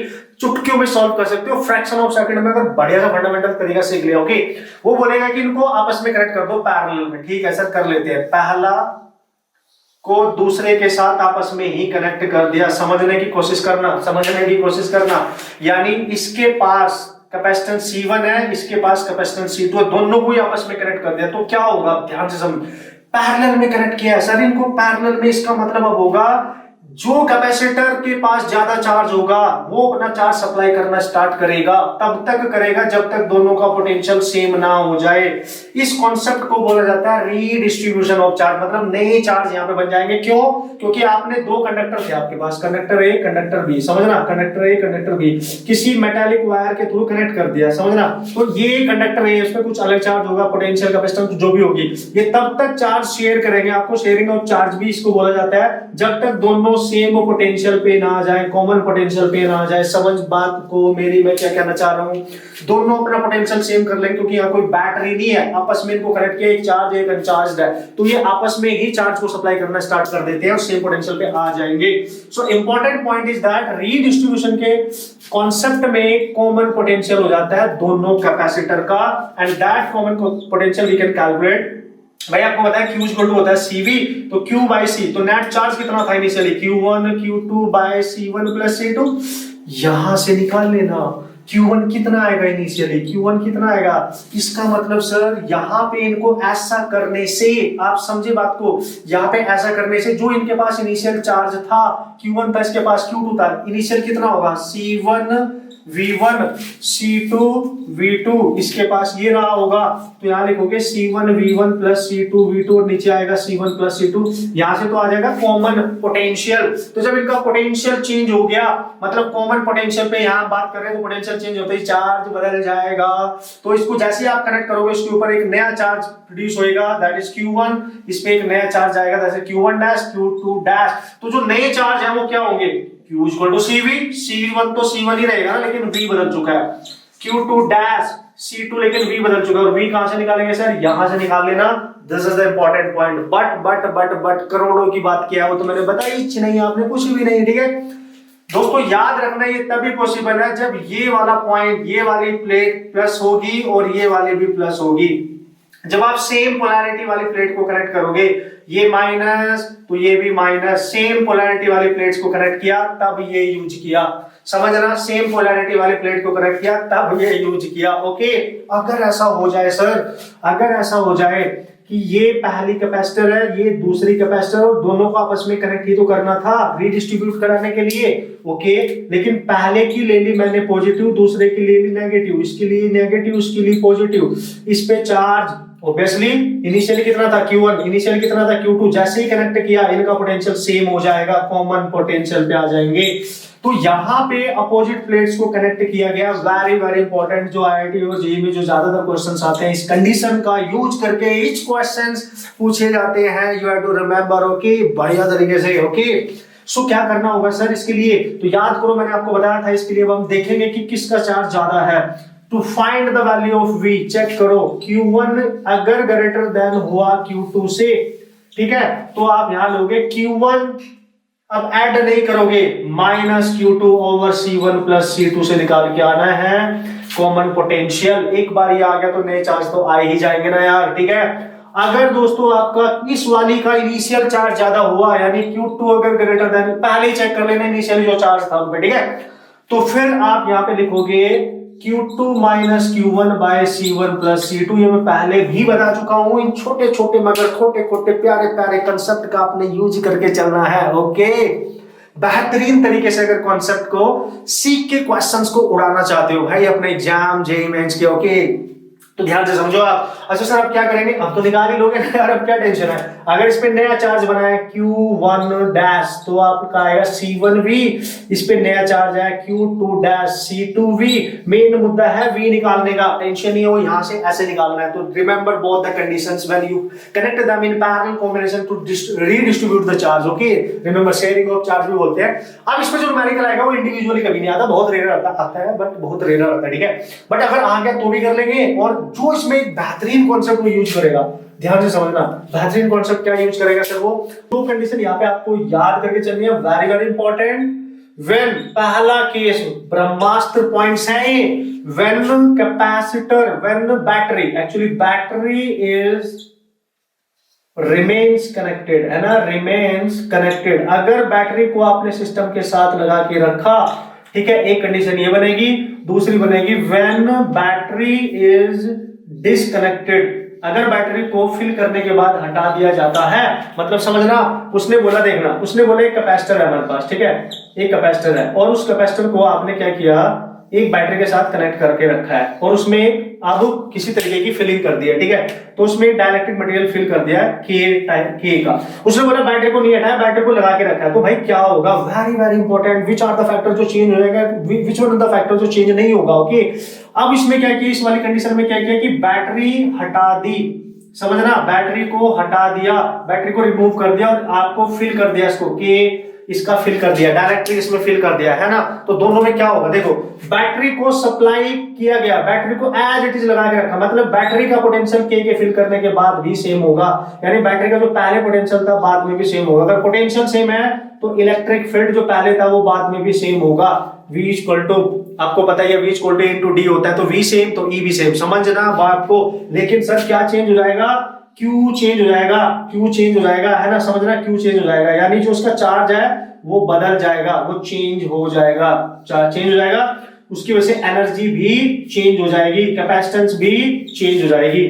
ये इतने पॉइंट तो एटलीस्ट आपको पता होना चाहिए, सब निकालेंगे कैसे, करेंगे कैसे, कर लेंगे ना भाई, कर लेंगे, Q इक्वल टू CV से कर लेंगे, पहले C निकालेंगे। याद करो किसी कैपेसिटर के बीच में फुल्ली जब के कांस्टेंट का कोई डाइलेक्ट्रिक फिल किया जाता था तो C कितना आता था, तो C डैश हो जाएगा K times of epsilon naught A by D, check करो आप, तो चार्ज भी क्या हो जाएगा, चार्ज होता है Q equal to CV, V same रहेगा तो K टाइम्स देखो इंक्रीज कर जाएगा, ठीक है। वैसे ही आप एनर्जी निकाल सकते हो हाफ CV स्क्वायर से, ठीक है, आप कर सकते हो, टेंशन नहीं है। यहाँ पे क्या है सर, बैटरी हटाने का मतलब क्या है, बैटरी हटाने का मतलब अब V सेम रहे, बैटरी हटाने का मतलब अब चार्ज सेम रहेगा, क्योंकि जब बैटरी लगी थी दोस्त के पास जो चार्ज गया होगा, बैटरी हटाने के बाद वो चार्ज सेम रहेगा, इनिशियल चार्ज फाइनल चार्ज के इसमें इक्वल रहने वाला है। तो सर क्या चेंज हो जाएगा, V चेंज हो जाएगा, C चेंज हो जाएगा, U चेंज हो जाएगा, E चेंज हो जाएगा, वेरी वेरी इंपॉर्टेंट, ये सारे फैक्टर चेंज होने वाले हैं, इन बात का बस ख्याल रखना, और इस कॉन्सेप्ट को मिक्स करके हम क्वेश्चन बनाने वाले हैं जो आपके एग्जाम में पूछे जाते हैं बढ़िया तरीके से, you can solve all the type of problems, okay दोस्तों, बात कर लेंगे बढ़िया से क्वेश्चन की, जो कॉन्सेप्ट हमने सीखा ना, कुछ क्वेश्चन आपको बढ़िया डिफरेंट कैटेगरी करके दिखा देता हूं, उस पर्टिकुलर कॉन्सेप्ट पे डिपेंडेंट आपके एग्जाम में अगर इस टाइप का क्वेश्चन आएगा तो बढ़िया से उसको उड़ा के आ जाना यार, जल्दी से हियर इज द क्वेश्चन, जल्दी से रीड करो, सब कुछ बढ़िया से लिखा हुआ है, और पढ़ के डेटा नोट कर ले करो, क्या है बढ़िया से आपका एप्लीकेशन पता चलने वाला है यार, ठीक है।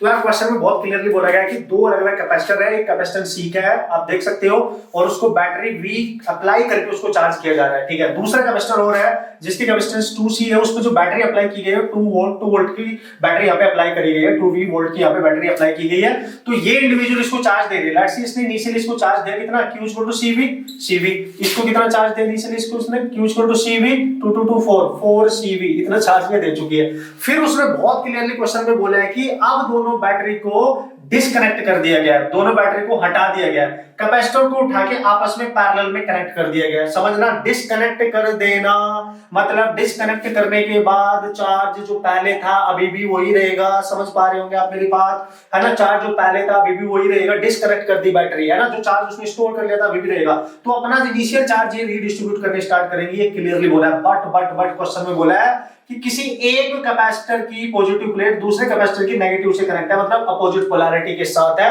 तो सारे पॉइंट इस क्वेश्चन में उसने कंसीडर कर लिए हैं। तो बताओ नया पोटेंशियल उनका क्या हो जाएगा, कॉमन पोटेंशियल, और वो सिस्टम में अब कितनी एनर्जी स्टोर्ड होगी वो भी निकालनी है। तो पहले निकालते हैं नया पोटेंशियल क्या होगा। मैंने आपको बताया था नया पोटेंशियल निकालने का तरीका। लेट्स सी, ये कैपेसिटर C1 वाला है, ये है C2 वाला, ठीक है। तो पहले कैपेसिटर का चार्ज था CV, दूसरे कैपेसिटर का इतना, यानी Q2 is greater than Q1 here, Q2 is greater than Q1, मतलब जब आप कॉमन पोटेंशियल निकालोगे तो Q2 minus Q1 upon C1 plus C2, आपको बात समझ में आ गई होगी। Q2 है 4CV minus CV over C1 plus C2, C plus 2C3 and that is C से C कैंसिल, V बचेगा, अब देखो V बचेगा, तो मतलब कॉमन जो पोटेंशियल आया आपके पास दैट इज V, मतलब इनका नया पोटेंशियल दोनों का सेम हो जाएगा, दैट इज V, समझ गए होंगे आप। मैंने देखो कंपेयर किया यहाँ पे, किसके पास चार्ज ज्यादा उसी के अकॉर्डिंग सब्ट्रैक्ट करूंगा। क्यों सब्ट्रैक्ट किया? क्योंकि अपोजिट पोलैरिटी से कनेक्टेड है, बैटरी को हटा दिया गया था, इनिशियल चार्ज सेम रहेगा बैटरी को हटाने के बाद। ओके अच्छा सर ठीक है, ये तो आ गया भाई, ये तो आ गया। और भी क्वेश्चन आ सकते हैं, वो ये भी बोल सकते हैं इनके बीच में कोई फिलिंग कर दी गई है कि वे फिल कर दिया, तो वो इससे चेंज कर सकता है। यहाँ पे पहले दे रखी थी एनर्जी क्या होगी, एनर्जी होती है हाफ सी वी स्क्वायर, ठीक है, तो एनर्जी होगी हाफ सी। तो चूंकि पैरेलल में कनेक्ट कर दिया, इसकी थी CV और इसकी थी कितनी C2 4CV, ठीक है। आप चेक कर सकते हो यहाँ पे, no no no no, this is 2C और CV 3 हो गया, तो 3C, ठीक है, 3C हो गया इनटू कॉमन पोटेंशियल तो V आ रहा है, तो आंसर आ गया 3/2CV square. This is your final answer. अगर एनर्जी भी पूछेगा दोस्तों, अगर एनर्जी पूछेगा, this is your final answer, very very important, you have to remember now. Okay अब इसी क्वेश्चन में है ना, इसी क्वेश्चन में जो नेक्स्ट कॉन्सेप्ट आपने समझना है इस क्वेश्चन के थ्रू, यह कॉन्सेप्ट मैं आपको जल्दी बता देता हूं। वो आपको बोलते हैं जब भी एक कंडक्टर को या एक कैपेसिटर को दूसरी कैपेसिटर के साथ किसी कंडक्टिंग वायर के थ्रू कनेक्ट किया जाएगा, समझना, तो इसके पास इनिशियल एनर्जी होगी लेट्स से जो भी होगी, इसकी U1 इसकी होगी U2। तो यहाँ पे चूंकि चार्ज रीडिस्ट्रीब्यूट हो रहा है दोस्तों, चार्ज रीडिस्ट्रीब्यूट हो रहा है, तो यहाँ पे कुछ ना कुछ एनर्जी हीट की फॉर्म में इस वायर के थ्रू क्या हो जाएगी, लॉस हो जाएगी। जब रीडिस्ट्रीब्यूट होता है तो चार्ज कुछ ना कुछ एनर्जी वहां पे लॉस होती है, डिसिपेट होती है। तो एनर्जी डिसिपेट निकालने का फंडा होता है इनिशियल सिस्टम की एनर्जी क्या थी और फाइनल क्या थी। इनिशियल निकाल लेना, फाइनल निकाल लेना। फाइनल कब आएगी? जब कॉमन पोटेंशियल हो जाएगा। इनिशियल क्या थी? अगर मैं इसकी इनिशियल निकालूंगा तो क्या होगी, हाफ CV स्क्वायर। इसकी इनिशियल एनर्जी निकालूंगा तो क्या होगी, half 2C into 2V square. आप देखो तो इनकी टोटल एनर्जी क्या आ जाएगी, आप चेक कर सकते हो। इनिशियली टोटल एनर्जी यहाँ से निकाल दोगे ऐड करके। फाइनल कैसे निकालेंगे, यहाँ से निकालेंगे फाइनल, जब इनको कॉमन पोटेंशियल क्या होगा, V, C इक्विवेलेंट उतना ही था। समझ रहे हो आप मेरी बात? तो यहां से जब भी कभी एनर्जी डिसिपेशन पूछा जाए, you have to use half C1 C2 over C1 plus C2, दोनों का इनिशियल पोटेंशियल डिफरेंस का स्क्वायर। ये फॉर्मूला एनर्जी डिसिपेशन के लिए यू कैन यूज डायरेक्टली। इस पर भी बहुत क्वेश्चन आए हैं, ध्यान से समझना।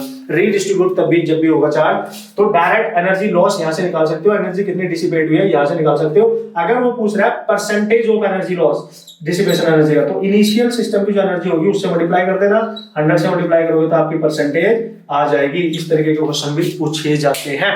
कभी कभी ऐसा पूछ लिया जाता है जो इनिशियल एनर्जी सिस्टम में before connecting them together after removing the battery, initial energy कितनी थी और फाइनल कितनी है, उनका रेशियो बताओ। कभी कभी ऐसे क्वेश्चन भी आते हैं। तो भाई इन्हीं कैटेगरी से सारे क्वेश्चन पूछे जाते हैं। कहने का मेरा सीधा सा मतलब है, अगर रीडिस्ट्रीब्यूशन के कॉन्सेप्ट में जब दो कंडक्टर को, दो कैपेसिटर्स को आपस में ही कनेक्ट कर दिया जाए, तो अपना चार्ज रीडिस्ट्रीब्यूट करना स्टार्ट करता है, कुछ ना कुछ एनर्जी वहां पे लॉस हो जाएगी, डिसिपेट हो जाएगी। उसको कैसे निकालना है, इस फॉर्मूला का यूज करना है।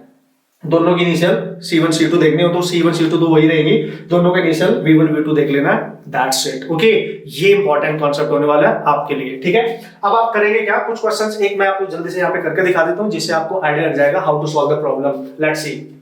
ओके दोस्तों, तो लेट्स सी मेरे पास एक यहाँ पे सिचुएशन है कि एक बैटरी है, ठीक है, और ये टर्मिनल A है, ये टर्मिनल B है, ठीक है, और इस टर्मिनल पे मैंने इसको फिलहाल एक कैपेसिटर के साथ कनेक्ट कर रखा है। आप समझना बात को, ठीक है। अब टर्मिनल B के साथ एक कैपेसिटर हो रहा है। सपोज करो ये C है, ठीक है जी, सपोज करो ये C है, ओके ये C है। अब क्या होगा कि वो बोलता है कि ये जो कैपेसिटर है ये है 2C, ठीक है, ये है 2C, और इसमें एक डाइलेक्ट्रिक भी फिल कर रखा है, इसमें एक डाइलेक्ट्रिक भी, ऐसे चलो रहने दो आप इसको। ओके ये 2C की है। अब आप ध्यान से देखो, अगर इस बैटरी का पोटेंशियल V है इनिशियली, समझ रहा, तो यहाँ पे ये जो स्विच है यहाँ पे, ये टर्मिनल से कनेक्ट है, मतलब बैटरी सारा चार्ज इसको दे पा रही होगी, ठीक है, इसको दे पा रही होगी। मतलब बैटरी का जो डायरेक्ट पोटेंशियल V है वो इसके अक्रॉस अप्लाइड है, यानी इनिशियली फर्स्ट कैपेसिटर के अक्रॉस तो पोटेंशियल है, लेकिन देखो ये डिस्कनेक्शन में है, यहाँ पे कोई बैटरी अप्लाई नहीं है, मतलब इसका इनिशियल वोल्टेज 0 ही है। समझ रहा, आपसे क्वेश्चन पूछता है कि अगर इस स्विच को A से हटा के B पे टर्न कर दूं, समझ रहा, A से हटा के B पे कर दूं, तो बताओ कितनी एनर्जी डिसिपेट होगी। Percentage of energy dissipation calculate करो। तो टेंशन नहीं है बॉस, इसको यहां से हटाओ जरा, और इसको यहां कनेक्ट करो। अब क्या हुआ देखो, ये कैपेसिटर डायरेक्ट इसके साथ कनेक्शन में आ गया और बैटरी डिस्कनेक्ट हो गई ऑटोमेटिकली। बैटरी डिस्कनेक्ट हो गई। बैटरी का सिस्टम के साथ कोई कनेक्शन नहीं है, बैटरी का चार्ज ओपन सर्किट है, यहाँ नहीं जाएगा तो खत्म। यानी ये दोनों कैपेसिटर आपस में कनेक्ट हो गई, तो समझो ये कौन सा प्रोसेस हो गया, रीडिस्ट्रीब्यूशन ऑफ चार्ज का कॉन्सेप्ट है, RDC।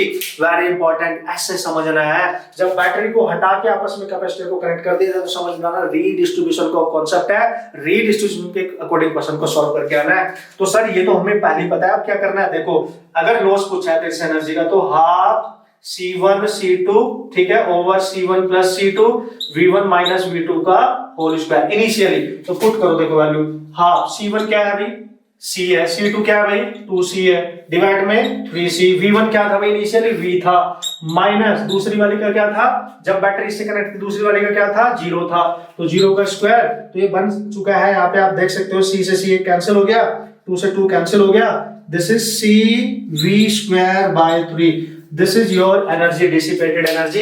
यहां से आपने कैलकुलेट करनी है। दोस्तों आपके पास बिल्कुल क्लियर कॉन्सेप्ट है। अगर आपने निकालना है परसेंटेज कितना हुआ सर, तो परसेंटेज के लिए आपको इस डेल्टा यू को इनिशियल एनर्जी से डिवाइड करके आपको डिवाइड करना पड़ेगा, और परसेंटेज निकालने के लिए पहले फ्रैक्शन निकाल लो, 100 से मल्टीप्लाई कर देना, आंसर आ जाएगा। तो इस सिस्टम की इनिशियल एनर्जी क्या थी, समझ रहे आप?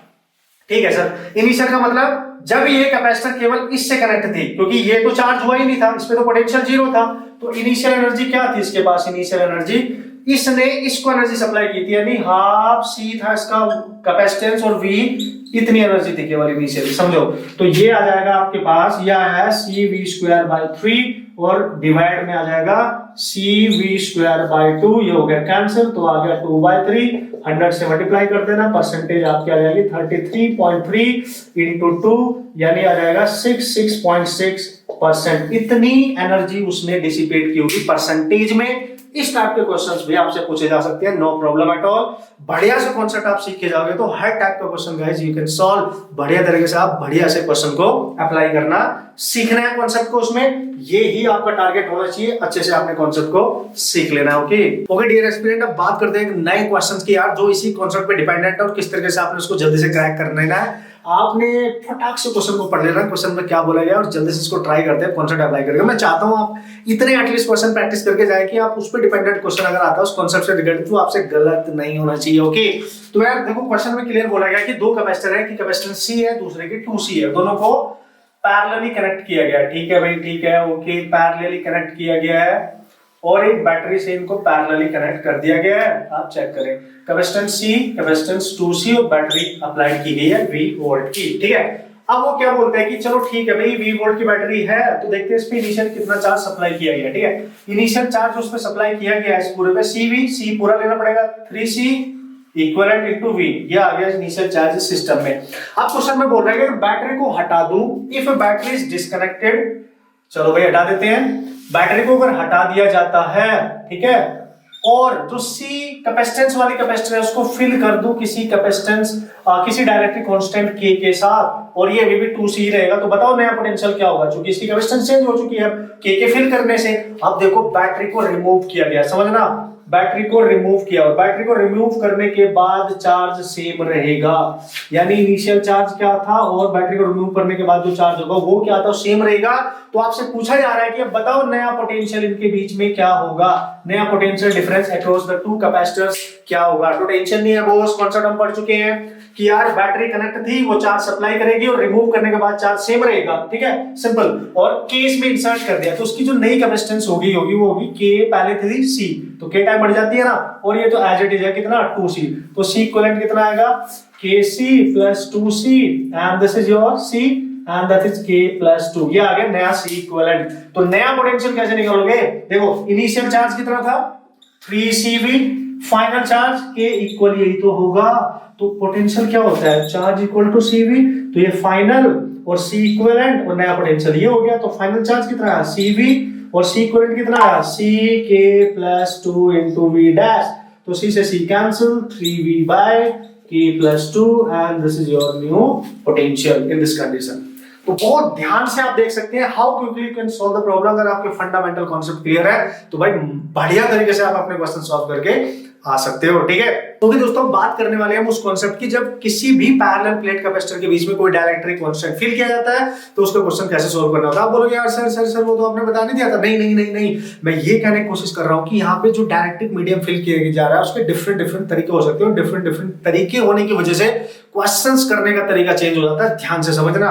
तो एक चीज जो आपको पहले से ही पता है वो क्या है कि अगर किसी कैपेसिटर में कोई डाइलेक्ट्रिक फिल किया जा रहा है फुल्ली या पार्शियली, अगर फुल्ली किया जा रहा है तो K टाइम्स उसकी कैपेसिटेंस इंक्रीज कर जाती है, और अगर पार्शियली फिल किया जाता है, ठीक है, कोई स्लैब डाली जाती है थिकनेस T की, डाइलेक्ट्रिक कांस्टेंट K की, आपको पता है उसकी नई कैपेसिटेंस होती है epsilon naught A over D minus T plus T by के, जहां पे टी उस स्लैब की थिकनेस है।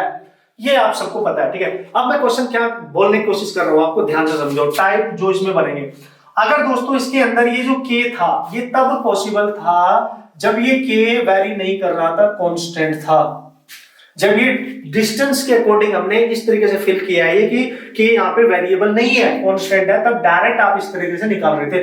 बट अगर के अकॉर्डिंग टू द डिस्टेंस, अगर आप एक्स एक्सिस की फिलिंग कर रहे हो तो, या फिर वाई एक्सिस के लोग फिलिंग कर रहे हो, मतलब अगर वो पोजीशन के अकॉर्डिंग, डिस्टेंस के अकॉर्डिंग, प्लेट के अकॉर्डिंग जब आप चलोगे उसमें फिल करोगे, अगर वो वेरिएबल हो जाए, वो चेंज होने लगे। सर कैसे?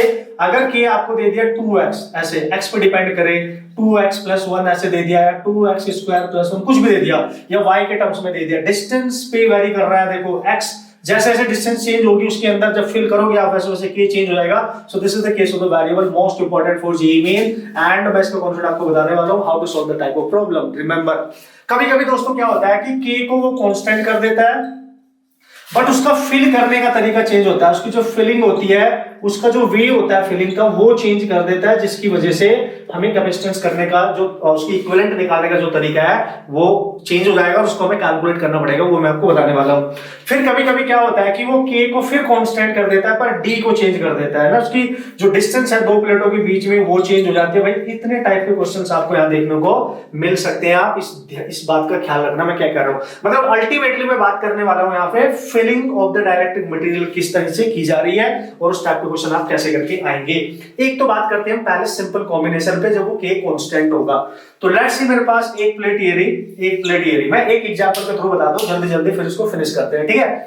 तो आप कर लेंगे, ये पहली प्लेट है, दूसरी, इस प्लेट को मैंने टर्मिनल ए से कनेक्ट किया, इस प्लेट को मैंने टर्मिनल बी से कनेक्ट किया। आप ध्यान से समझिए आपने क्या किया, इसमें फिलिंग कैसे किया। देखो फिलिंग कैसे किया है, यहां पे आपने इतने रीजन में एक अलग मटेरियल फिल किया है, इस रीजन में आपने एक अलग मटेरियल फिल कर दिया है। तो यहां पे जो मटेरियल फिल किया है ये अलग होगा कुछ, ये वाला आप समझो बात को, यहां पे मैं समझ गए होंगे आप मैं क्या करने जा रहा हूं, K1, और इसके अंदर जो मटेरियल फिल किया है दोस्तों ये कांस्टेंट ही है सब, इसका K2 है, और यहां पे जो फिलिंग करी है ये वाली, ये आपका K3 है। तो आपसे क्या पूछेगा कि डिफरेंट डिफरेंट मटेरियल की लेयर्स, यहाँ पे जो स्लैब आपने फिल करी है, ये टर्मिनल लेयर्स को प्लस मान लो, उसको माइनस, मतलब यहां से चार्ज चलेगा और यहां जाना चाहिए फाइनली। तो आप देख सकते हो जब चार्ज यहां से चलेगा, ये अकेली प्लेट थी, ये पूरी की पूरी प्लेट, ये पूरी प्लेट ये है केवल, और ये है केवल, समझना। तो जब आपने फिल किया तो ये प्लेट इतनी सी रह गई, इतनी सी रह गई, देखो इसकी वजह से, है ना, इसकी वजह से ये प्लेट इतनी है। तो इसने एक कैपेसिटर बनाया होगा ये यहां तक, तो इसका पूरा एरिया क्या था प्लेट का A, और दोनों प्लेट की डिस्टेंस इनिशियली क्या थी D। This type of problem they can ask, okay. तो ये पूरी प्लेट कितने पार्ट, इक्वल पार्ट में डिवाइड होगी। देखो ये भी 1, ये पार्ट A है, ये पार्ट B है, और ये पार्ट C है। देख लो ये प्लेट उसी के कोरस्पोंडिंग यहाँ पे भी प्लेट आपकी डिवाइड होगी। तो ये अगर अलग से निकाल लो, ये अलग, तो ये एक नई कैपेसिटेंस इसकी C1, इसकी C2, इसकी C3 दिख रही होगी तुम्हें। तो ये प्लेट आपने डिवाइड कर दी, बेसिकली आप देख सकते हो कि ये 3 पार्ट में डिवाइड कर दी। डिस्टेंस अभी इस छोटे से प्लेट के बीच डिस्टेंस सेम ही है, डिवाइड ऐसे किया। तो यहां से जो चार्ज चलेगा आप देख सकते हो यहाँ पे, अगर इसको मैं रिप्लेस करूं तो ये कैपेसिटर, ये प्लेट छोटी सी, ये प्लेट छोटी सी, ठीक है। फिर यहाँ पे ये वाली और ये वाली, फिर यहाँ पे ये वाली, ठीक है। और ये सारी की सारी एक ही प्लेट से कनेक्टेड है, तो ये सारी की सारी एक ही प्लेट से कनेक्टेड है, और इधर पॉइंट बी से कनेक्टेड है, समझ रहे हो आप। ऊपर वाली भी सारी एक ही पॉइंट से कनेक्टेड है, यहाँ पे टर्मिनल बी से कनेक्टेड है। मतलब यहाँ से जो चार्ज जाएगा इसमें अलग, इसमें अलग, इसमें अलग, मतलब ये दे आर इन पैरेलल, इनके थ्रू होता हुआ चार्ज वापस इसमें आ जाएगा। अब देखो ये नई कैपेसिटेंस बन गई कि नहीं, इसमें डाइलेक्ट्रिक मीडियम जो भी फिल किया है, इसमें डाइलेक्ट्रिक मीडियम जो भी फिल किया है, आप समझ सकते होंगे, आप बात को समझ पा रहे होंगे मैं क्या कहने की कोशिश कर रहा हूं। और इसमें अलग तरीके से फिलिंग की गई है, तो इसकी नई कैपेसिटेंस C1 है, इसकी नई कैपेसिटेंस आपकी C2 है, और इसकी नई कैपेसिटेंस आपकी C3 है। And this type of arrangement आप देखो फिलिंग किस तरीके से की गई है, ठीक है। फिलिंग किस तरीके से की गई है, तो इनको आप कन्वर्ट करके आपसे पूछेगा what is C equivalent, what is C equivalent, या what is K dielectric constant का इक्विवेलेंट बताओ। भाई निकाल लेना, पैरेलल कॉम्बिनेशन है, टेंशन नहीं है। अगर ये पैरेलल है तो CAB के क्रॉस नेट कितनी आएगी, C1 plus C2 plus C3, और भी होती तो एंड सो ऑन। चेक कर सकते हो कॉन्सेप्ट क्या है। C1 कैसे लिखोगे, K1, चूंकि ये प्लेट जो है 3 प्लेटें यहाँ पे बना दी गई हैं, ए एरिया जो है वो A/3 होगा। K1 फॉर्मूला क्या होता था, पैरेलल प्लेट कैपेसिटर का फॉर्मूला, अगर उसमें K फिल कर दिया जाए epsilon naught A by D होता था अगर पूरा एरिया, पूरी डिस्टेंस है, दोनों प्लेटों के बीच की डिस्टेंस डी है, ठीक है, के टाइम्स, तो हम लिखेंगे k1 एप्सिलॉन नॉट, ए हो गया a बाई 3, समझ पा रहे होंगे आप a बाई 3 क्यों हुआ, a बाई 3 क्यों हुआ, क्योंकि 3 पार्ट बन गए इसके, ठीक है, और डिस्टेंस सेम रहेगी, प्लस वैसे ही k2 एप्सिलॉन नॉट, सब का ऐसे ही हो गया, देखो सब का ऐसे ही हो गया, plus k3 epsilon naught a by 3 over d, solve कर लेना, आंसर आ जाएगा, ठीक है, सॉल्व कर लेना। और अगर जब ये दो ही प्लेट थी, केवल दो, उनके बीच में कोई इक्विवेलेंट k होगा तो इसको कैसे लिखोगे आप, epsilon naught a by d, plate का पूरी दो ही प्लेट थी, ऊपर वाली नीचे वाली, और उसका कोई k इक्विवेलेंट होगा तो k इक्विवेलेंट निकाल लेना, कॉमन आके कैंसिल होगा, k बचेगा, वो आप सॉल्व कर सकते हो। This is how you can solve the problem, actually मैं ये कहना चाहता हूं आपसे, ठीक है, तो ये आप ध्यान रखें। एक फिलिंग तो ऐसे की जा सकती है जब k कांस्टेंट और इस तरीके से फिल कर दिया जाए, आपको मेरी बात समझ में आ रही होगी, ठीक है। अच्छा सर और क्या हो सकता है, देखो भाई देखते जाओ आप, अगर सर एक प्लेट ये है, एक प्लेट ये है, ठीक है, फिर से यहां टर्मिनल ए लिया, यहां टर्मिनल बी लिया, प्लेट एक एक ही है, एक ऊपर एक नीचे, ठीक है, ठीक है, ओके। अब आपने क्या किया है कि जो फिलिंग किया वो कुछ ऐसे कर दिया ऐसे, ठीक है, इस तरीके से फिल किया, देखो ये अलग ले लिया, ये वाला देखो आप, ये अलग लिया, इसको देखो आप, ओके, और इसको अलग ले लिया, ठीक है, ये वाला देखो, प्लेट वही है, अब की बार प्लेट की कटिंग नहीं हुई, ये पूरी प्लेट एज इट इज है, ये पूरी प्लेट एज इट इज है, इसमें k1 फिल किया, इसमें k2, इसमें k3, आपको नजर आ रहा होगा। अब ये अलग C1 बन गया, ये अलग C2, ये अलग C3, तो इसको आप रिप्लेस कर सकते हो। पहली कैपेसिटर अलग नजर आ रही है, इससे कनेक्ट है, दूसरी अलग नजर आ रही है, और तीसरी नीचे वाली अलग नजर आ रही है, और यहाँ पॉइंट है A, यहाँ पॉइंट है B, इसमें डायरेक्ट कांस्टेंट k1 है, इसमें k2 है, इसमें k3 है, यानी यहाँ से जो चार्ज चलेगा सब में सेम जाएगा, मतलब this type of arrangement is called as, आप देख सकते हो ये अलोंग द लेंथ फिलिंग की गई है, perpendicular to the length filling की गई है, आप चेक कर सकते हो यहाँ पे जो कैपेसिटर की प्लेट है इस तरीके से फिल किया गया है, सीरीज में आ गई सारी, सीरीज कॉम्बिनेशन, तो CAB क्या निकालोगे आप, obviously C1 plus C2 plus C3, ऐसे आप निकाल सकते हो। C1 क्या आएगा, देखो ऐसा करने से क्या हुआ, अगर इन दोनों के बीच की डिस्टेंस प्लेटों के 1 to D थी, तो इक्वली फिलिंग अगर की है इक्वल, तो ये D by 3 हो जाएगी, इस बार डिस्टेंस डिवाइड हो गई, डिस्टेंस डिवाइड हो गई, 3 है, इक्वल पार्ट में 3 फिल किए हैं तो D by 3 हो जाएगी, 2 फिल करते था D by 2 हो जाती है यार, ऑब्वियसली यू कैन अंडरस्टैंड। तो यहाँ पे C1 क्या हो जाएगा, एप्सिलॉन नॉट एरिया, एरिया में कोई फर्क नहीं पड़ा, पूरी प्लेट यहाँ पे देखिए यूज हो रही है, पूरी पूरी, बस डिस्टेंस चेंज हो गया D by 3, okay, epsilon not, तो D by 3 कांस्टेंट है k1, वैसे ही C2 कैसे निकालोगे, k2 epsilon naught A D by 3, वैसे ही C3 आ जाएगा k3 epsilon naught A D by 3। This is how you can solve the problem, put करो, solve कर लो ना, इक्विवेलेंट पूछेगा तब भी आ जाएगा, k इक्विवेलेंट पूछेगा तब भी आ जाएगा, भाई कर सकते हैं आराम से, प्रैक्टिस आपने की होगी, रिवाइजन कर रहे हैं, बढ़िया तरीके से कर सकते हो आप, ठीक है। और क्या अरेंजमेंट हो सकता है सर, और भी बहुत सारे अरेंजमेंट है जो उसमें बनाए जा सकते हैं, कैसे सर, देखो ओके, अगर यार वो ऐसे बात करे, समझ ना, ऐसे बात करे कि यार सर ये प्लेट A से कनेक्ट है बैटरी का टर्मिनल, ये B, प्लेट 1 प्लेट 2, ठीक है भाई, ठीक है, ओके, उसने क्या किया दोस्तों, उसने क्या किया, फिलिंग ऐसे कर दी इस बार, ठीक है, ऐसे फिलिंग कर दी, देखो आप ऐसे समझो, अब की बार उसने क्या किया, समथिंग लाइक दैट, इस तरीके की फिलिंग की, उसने क्या किया कि ये जो प्लेट है उसको यहां से डिवाइड किया, ठीक है, आधी इधर हो गई तो उसका एरिया A/2,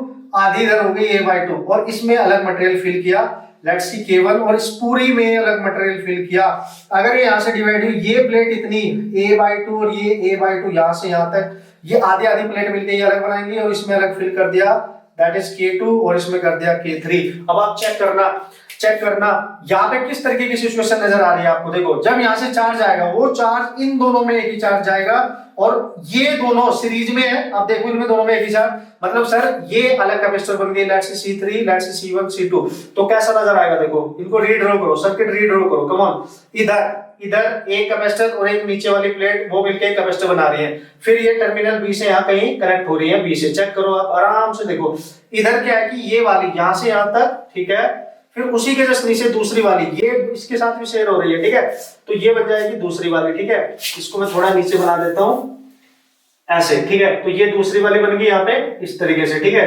और ये यहाँ पे कनेक्ट होगी देखो B के साथ, ये कुछ ऐसे है, ये कुछ ऐसे है, ठीक है, तो ये है, ये C3 है इधर, ये C1 है, ठीक है, और ये है C2, तो देखो ना यहाँ से जो चार्ज आएगा इसमें लग जाएगा, इसमें लग, इन दोनों में सेम होगा ये सीरीज, और इस सीरीज के साथ ये होगा पैरेलल, ऐसे सॉल्व कर लेना है, टेंशन नहीं है। तो CAB आपका निकल जाएगा, CAB कितना आएगा, इसका C3 प्लस, इन दोनों का सीरीज निकालना। पहले सीरीज होता है दो का सीरीज C1 C2 डिवाइड में C1 plus C2, value put कर देना, बाकी आप समझदार हो कर सकते हो। जब ये फिलिंग आपने की होगी, पहली दूसरी प्लेट के बीच की डिस्टेंस सेम है, एरिया डिवाइड हो चुका है। चूंकि यहाँ पे इसको भी आप किया गया है तो ये डिस्टेंस कितनी हो जाएगी d/2, इसके लिए भी डिस्टेंस कितनी हो जाएगी ये वाली d/2। This is how you can solve the type of problem guys, this is how you can solve the type of problem. तो एक कैटेगरी आपकी इस टाइप के रहने वाली है, बहुत सारे मटेरियल फिल किए जा सकते हैं, बस थोड़ा सा आपने सीखना है कि सॉल्व कैसे करें, अप्रोच कैसे करें। इस टाइप के क्वेश्चन भी आपके एग्जाम में पूछा जा सकता है। अब मैं यहाँ पे जो बात करने वाला हूँ ना आपके एग्जाम के लिए, जो मोस्ट इंपॉर्टेंट है कि यार सर ये तो वो वाली बातें आप कर रहे हो जब k कांस्टेंट था। अगर k वेरिएबल हुआ दोस्तों, पोजीशन डिपेंडेंट आ गया, फिलिंग जब हम कर रहे होंगे उसकी मटेरियल की, तो x के अकॉर्डिंग k की वैल्यू चेंज हो रही है, तो फिर हम किस तरीके से सॉल्व करेंगे। ऑब्वियसली जब वेरिएबल का कॉन्सेप्ट आ जाता है तो दोस्तों हमें पता है क्या करना होता है, इंटीग्रेशन मेथड का हमने यूज करना होता है उनको ऐड अप करने के लिए, या तो सीरीज में ऐड करेंगे या पैरेलल में, डिपेंड करेगा क्वेश्चंस किस तरीके से गिवन है। बट ये आप ध्यान रखना, इस टाइप के क्वेश्चंस यहां पूछे जा सकते हैं। ये क्वेश्चन ऑलरेडी मेंस में आ चुके हैं, टिपिकल रीजन में और टिपिकल कैटेगरी में भी काउंट किए जा सकते हैं, ऐसा कुछ नहीं है। बढ़िया से अगर आपको कॉन्सेप्ट नहीं आता है, आपको सीखना पड़ेगा और अप्लाई करके आना पड़ेगा।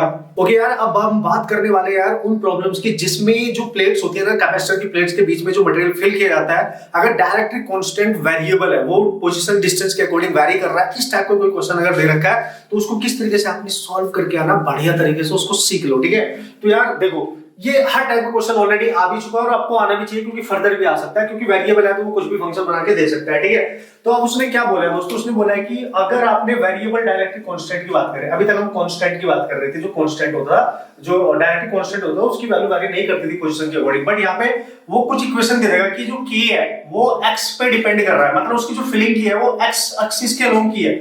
जैसे ये इसकी पहली प्लेट है, ऐसे मानो आप इसको पहली प्लेट है कैपेसिटर की, दूसरी प्लेट है और ये एक्स एक्सिस है, आप देख सकते हो ये एक्सिस कौन सी है आपकी, एक्स एक्सिस है, और ये जो टर्मिनल्स हैं ये वाई एक्सिस के अलोंग, आप चेक कर सकते हो। ठीक है, तो वो बोलेगा यार कुछ इस तरीके का एक फंक्शन देगा कि k इक्वल टू दे दिया 2x + 1, कुछ ऐसे दे दिया या कुछ और दे दिया, कुछ भी दे सकता है, मतलब k यहाँ पे x की अकॉर्डिंग चेंज होता हुआ नजर आएगा, मतलब कि यहाँ पे पोजीशन के अकॉर्डिंग वेरी कर रहा है, तो उसके अकॉर्डिंग जो क्वेश्चंस यहाँ पे बिल्ड होंगे वो किस तरीके से आप सॉल्व करोगे। तो यार एक चीज का आपने बस ख्याल रखना है कि जो k की फिलिंग करनी है वो किसके अकॉर्डिंग करनी है, अलोंग द एक्स एक्सिस, मतलब जो भी k है वो ऐसे वेरी करेगा। ठीक है, ऐसे वेरी करेगा, मतलब यहाँ पे जो भी आप फिलिंग करोगे, इसमें जो भी आप फिलिंग करोगे k की, आप ऐसे समझेंगे, अगर मैं इसकी बात करूं, इसमें जो भी फिलिंग आप करोगे, ठीक है, जो भी फिलिंग यहाँ पे डाइलेक्ट्रिक कांस्टेंट है इसमें फिल करने वाले हो, तो बस ध्यान इस चीज का रखना है, इसका जो वेरिएशन हो रहा है, इसका फिलिंग जो हो रही है, वेरिएशन आ रहा है एक्स एक्सिस के लोग, है ना। तो अगर ये प्लेट है यहाँ से यहाँ खत्म हो रही है और ये x0 ले लूं मैं, या तो मैक्सिमम यहाँ से कितने डिस्टेंस ही कवर करेगा, जो उसकी लेंथ होगी, लेट्स सी प्लेट की लेंथ है l, लेट्स सी दोनों प्लेट की लेंथ है l, area of cross section plate का हम कुछ a मान सकते हैं। ठीक है, अब ये इसके अकॉर्डिंग वैरी कर रहा है, तो हम क्या करेंगे इस टाइप के क्वेश्चंस करने के लिए, हमें पता है कि अगर इस पॉइंट में कहीं हमें एक छोटी सी प्लेट कट करेंगे तो वहां कैपेसिटेंस डिफरेंट या डिफरेंट या डिफरेंट डिफरेंट, क्योंकि x पे डिपेंड कर रहा है, तो हम क्या करने वाले, एक छोटा सा एलिमेंटल स्ट्रिप यहाँ पे कट करने वाले हैं, छोटा सा एलिमेंटल स्ट्रिप ये कट करने वाले हैं, ये छोटा सा एलिमेंटल स्ट्रिप ये, ठीक है, ये ठीक है, आपको पता है ये इस x0 एंड से लेट्स सी आपने x डिस्टेंस अभी ये स्ट्रिप कट की है। और एक चीज आप याद रखना दोस्तों, ये जो यहाँ पे प्लेट है, बेसिकली ये जो प्लेट है ये हमें लाइन फॉर्म में यहाँ फ्रंट व्यू उसका दिखाई दे रहा है, अदरवाइज ये पूरी ऐसे है। ठीक है, पूरी ऐसे है, मतलब सर आप ऐसे बात कर रहे हो कि ये कुछ ऐसे नजर आएगी प्लेट, यस, तो हमें केवल ये वाली लाइन दिखाई दे रही है L, इसकी ये डेप्थ भी होगी ये वाली, ठीक है, तो सब कुछ B मान लो उसको कुछ,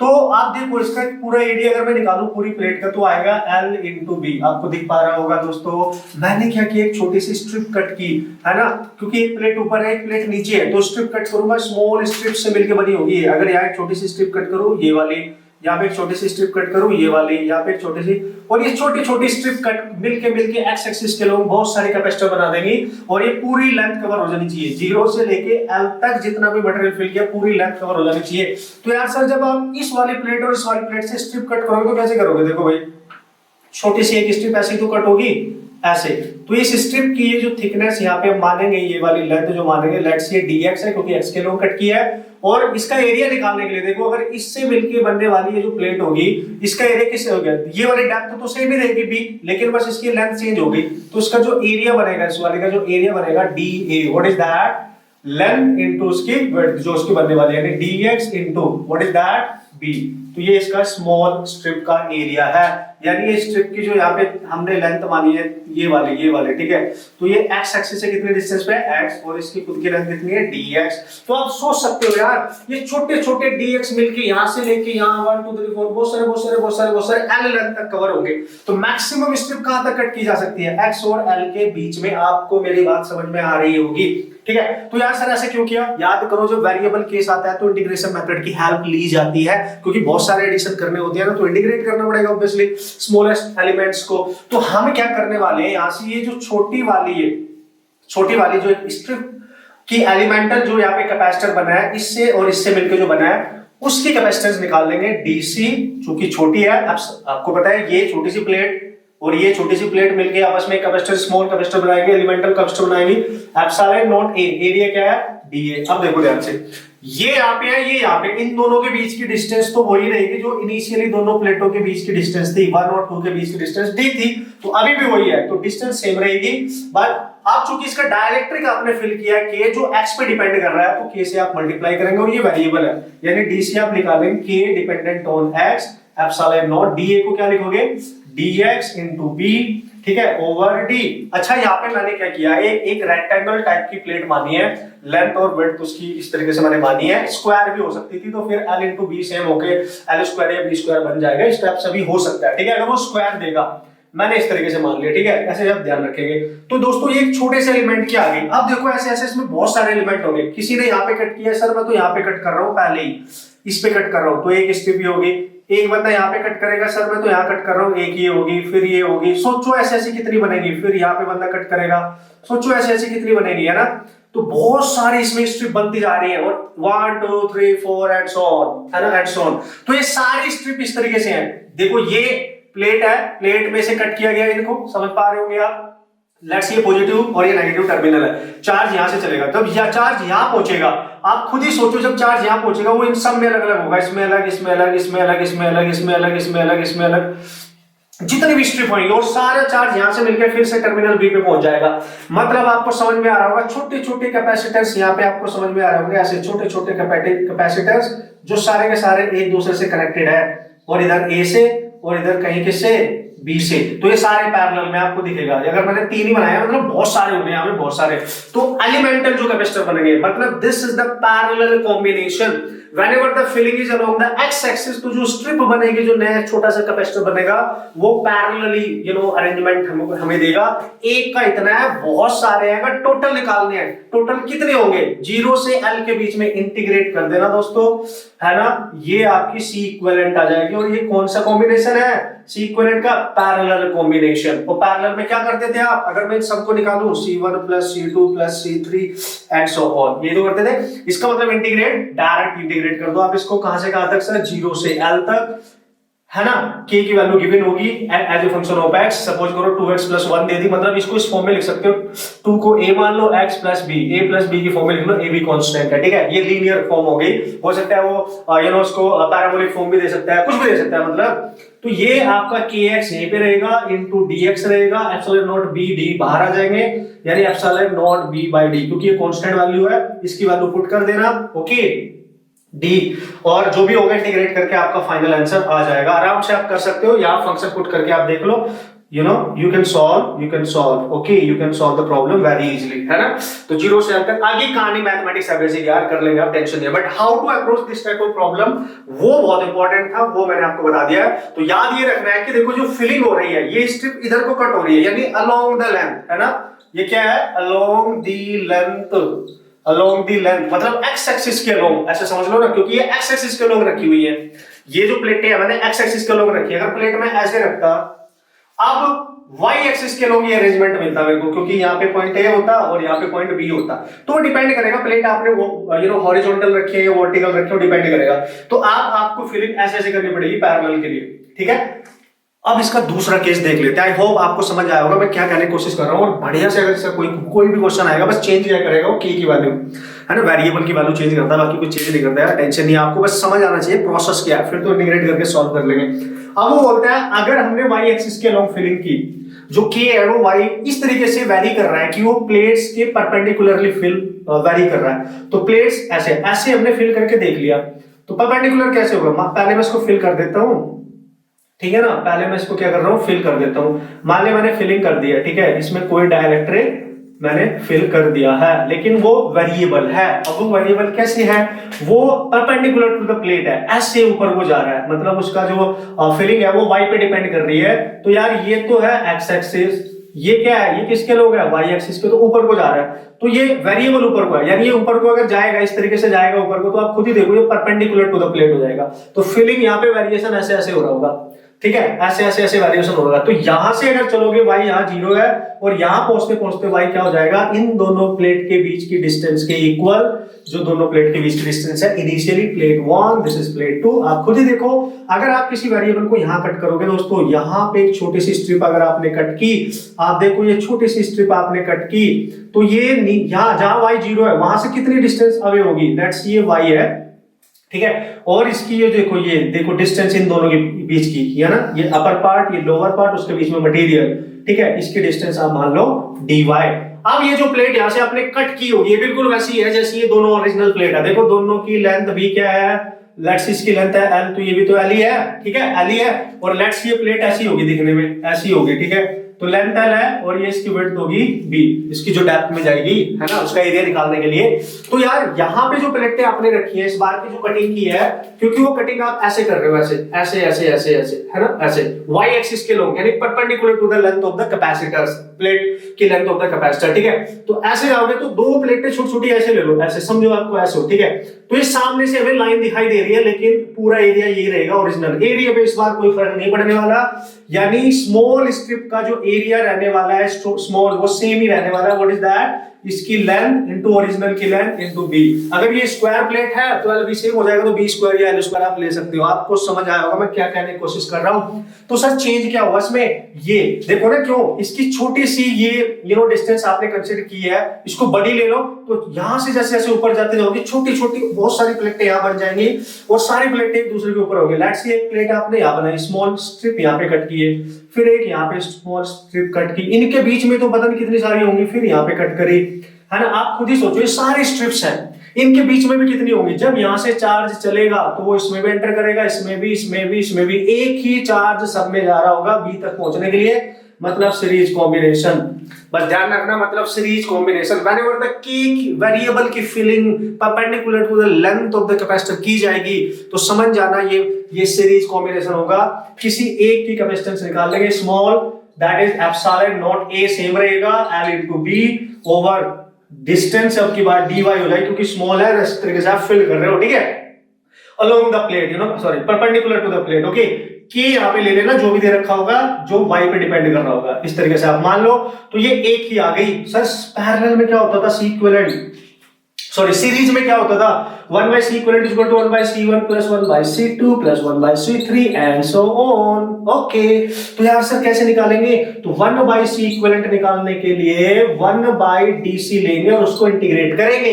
ये y कहां से, इस पूरी में फिलिंग ऐसे हो रही है ऊपर को ऐसे, तो y 0 से मैक्सिमम d हो सकता है, तो 0 से d के बीच में ही सारी प्लेटें होंगी जो सीरीज में है। DC की वैल्यू यहां पटक देना, कैसे सर, 0 से d, DC की वैल्यू आएगी k, जो भी दे रखा होगा उसको पुट कर देना, epsilon not LB by dy, ये dy ऊपर जाएगा, तो जब ये ऊपर जाएगा तो 0 से d, dy ऊपर हो जाएगा, और नीचे हो जाएगा epsilon not LB into ky की वैल्यू पुट कर देना, वेरिएबल वही है, इसके रिस्पेक्ट में उसको इंटीग्रेट कर देना, फाइनल आंसर डेफिनेटली आ जाएगा, और यहां से मिलेगा 1 by C equivalent, तो C equivalent वहां से आप निकाल सकते हो आराम से। So this is how they arranged this situation or this situation, and you can solve the type of problem very quickly। okay, बढ़िया से कॉन्सेप्ट जब आप रिवाइज करके जाओगे, अप्लाई करके आओगे, सीख के जाओगे, तो भाई क्वेश्चन किसी भी टाइप का आएगा सॉल्व कर सकते हो यार। एक कैटेगरी तो आपके पास ये बनने वाली है कि जब के वेरी कर रहा हो, पोजीशन डिपेंडेंट हो, दो केस इसमें बन जाते हैं। कभी कभी क्या होता है, के को कांस्टेंट रख देता है, लेकिन स्टाइल ऑफ फिलिंग, मतलब उसका फिल करने का तरीका चेंज करने की वजह से क्वेश्चन स्मार्ट हो जाता है, बढ़िया बन जाता है। कभी कभी वो क्या करता है, के को छेड़ेगा भी नहीं, डिस्टेंस ऑफ प्लेट का वेरिएशन शो कर देगा, दोनों प्लेट के बीच में डिस्टेंस को वेरी करा देगा, तब भी क्वेश्चन बन के तैयार हो जाता है। कैटेगरी में बता देता हूँ, क्वेश्चन ज्यादातर इनमें पूछेगा या आपको पता होना चाहिए। मेंस में करंटली किस टाइप का क्वेश्चन आया, मैं आपको जस्ट डिस्कस कर लेता हूँ। ओके, ओके दोस्तों, अब इसकी नेक्स्ट कैटेगरी की भी यार बात कर लेता हूँ, क्योंकि उस टाइप के क्वेश्चंस ऑलरेडी हमारे एग्जाम में पूछे जा चुके हैं। फर्दर आएंगे तो आप कैसे करके आओगे और किस टाइप से क्वेश्चन चेंज करके हमें दे सकता है, बस ये हमने सीख लेना फटाक से। अब हम एंड पे चल रहे हैं यार कॉन्सेप्ट के, बढ़िया से सारे कॉन्सेप्ट आप प्रिपेयर करके जाना, बढ़िया से मजा के आना, क्वेश्चंस फोड़ के आना, ठीक है।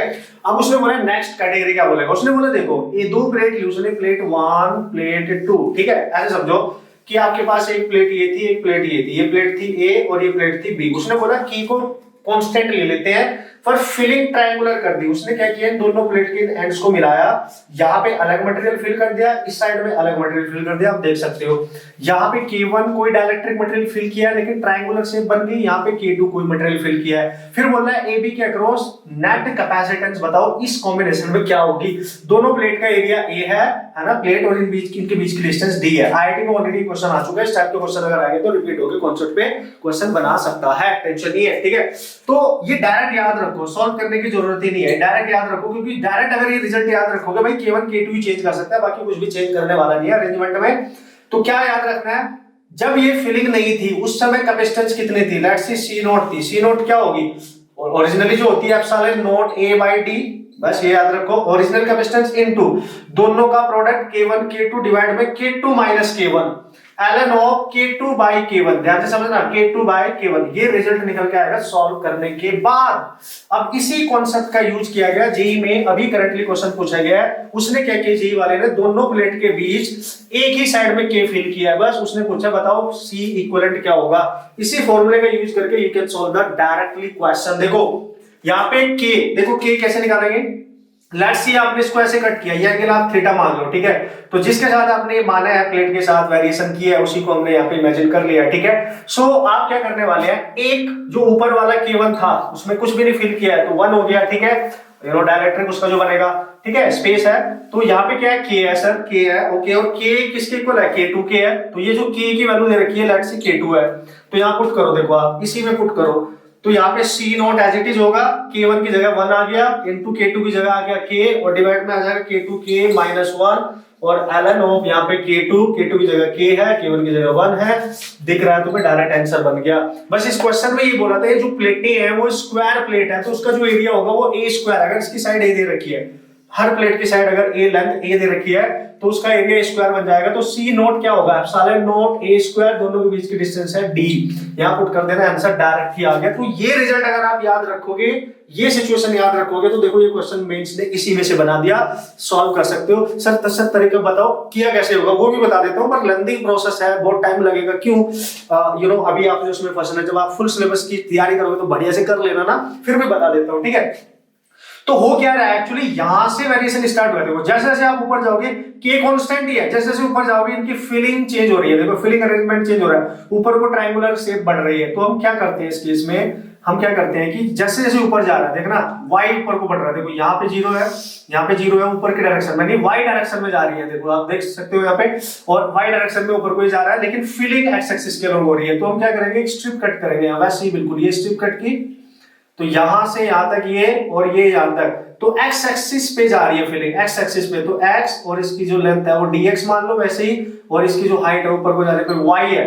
तो आप क्या करो, ये थिकनेस निकाल लो इसकी, ठीक है, ये थिकनेस निकाल लो। सिमिलरली ऊपर वाले को भी कट कर लो यहीं से, तो नीचे वाले की थिकनेस निकालो, इसकी अपने आप आ जाएगी ये y, ये जो y है ये अपने आप आ जाएगी, ये वाली इसकी कैसे आएगी सर, इसको y1 मान लो, ठीक है। y1 कैसे आएगी, देखो d माइनस y से आ जाएगी, पूरे d में से y सब्ट्रैक्ट कर देना, आ जाएगी। तो y कैसे निकालें, tan थीटा से। tan थीटा क्या है, परपेंडिकुलर ओवर बेस, यानी y बाई x। तो y आ गया आपका x tan थीटा। तो इसको हम क्या मान के चलते हैं बेसिकली गाइस, इसको K1, ये थिकनेस मान लेना इसकी T1, और इसको थिकनेस मान लेना T2। और याद करो जब किसी पार्शियली फिलिंग हम करते थे किसी पैरेलल प्लेट कैपेसिटर के बीच में, तो C निकालने का फॉर्मूला होता था epsilon naught A by D minus T plus T by K। थोड़ा सा इससे आसान होने वाला है। अगर इस स्ट्रिप की मैं स्मॉल मान लूं तो मैं लिखूंगा DC एप्सिलॉन नॉट A, तो वही रहेगा। इसका जो A रहने वाला है आप समझ सकते हो, उसका A जो एरिया में यहाँ पे कैलकुलेट करने वाला हूं, किस तरीके से आपने सॉल्व करना है। So that is DA over D, उनके बीच की डिस्टेंस है माइनस, चूंकि दो फिलिंग यहाँ पे है, एक ऊपर एक नीचे, तो उसकी थिकनेस T1 माइनस T2, जब दो है तो plus T1 by K1 plus T2 by K2। अब क्या करोगे, T1 की वैल्यू पुट कर दो, T2 की वैल्यू पुट कर दो, और ये DC है, और सारी की सारी ऐसे ऐसे बनेगी, इंटीग्रेट कर देना।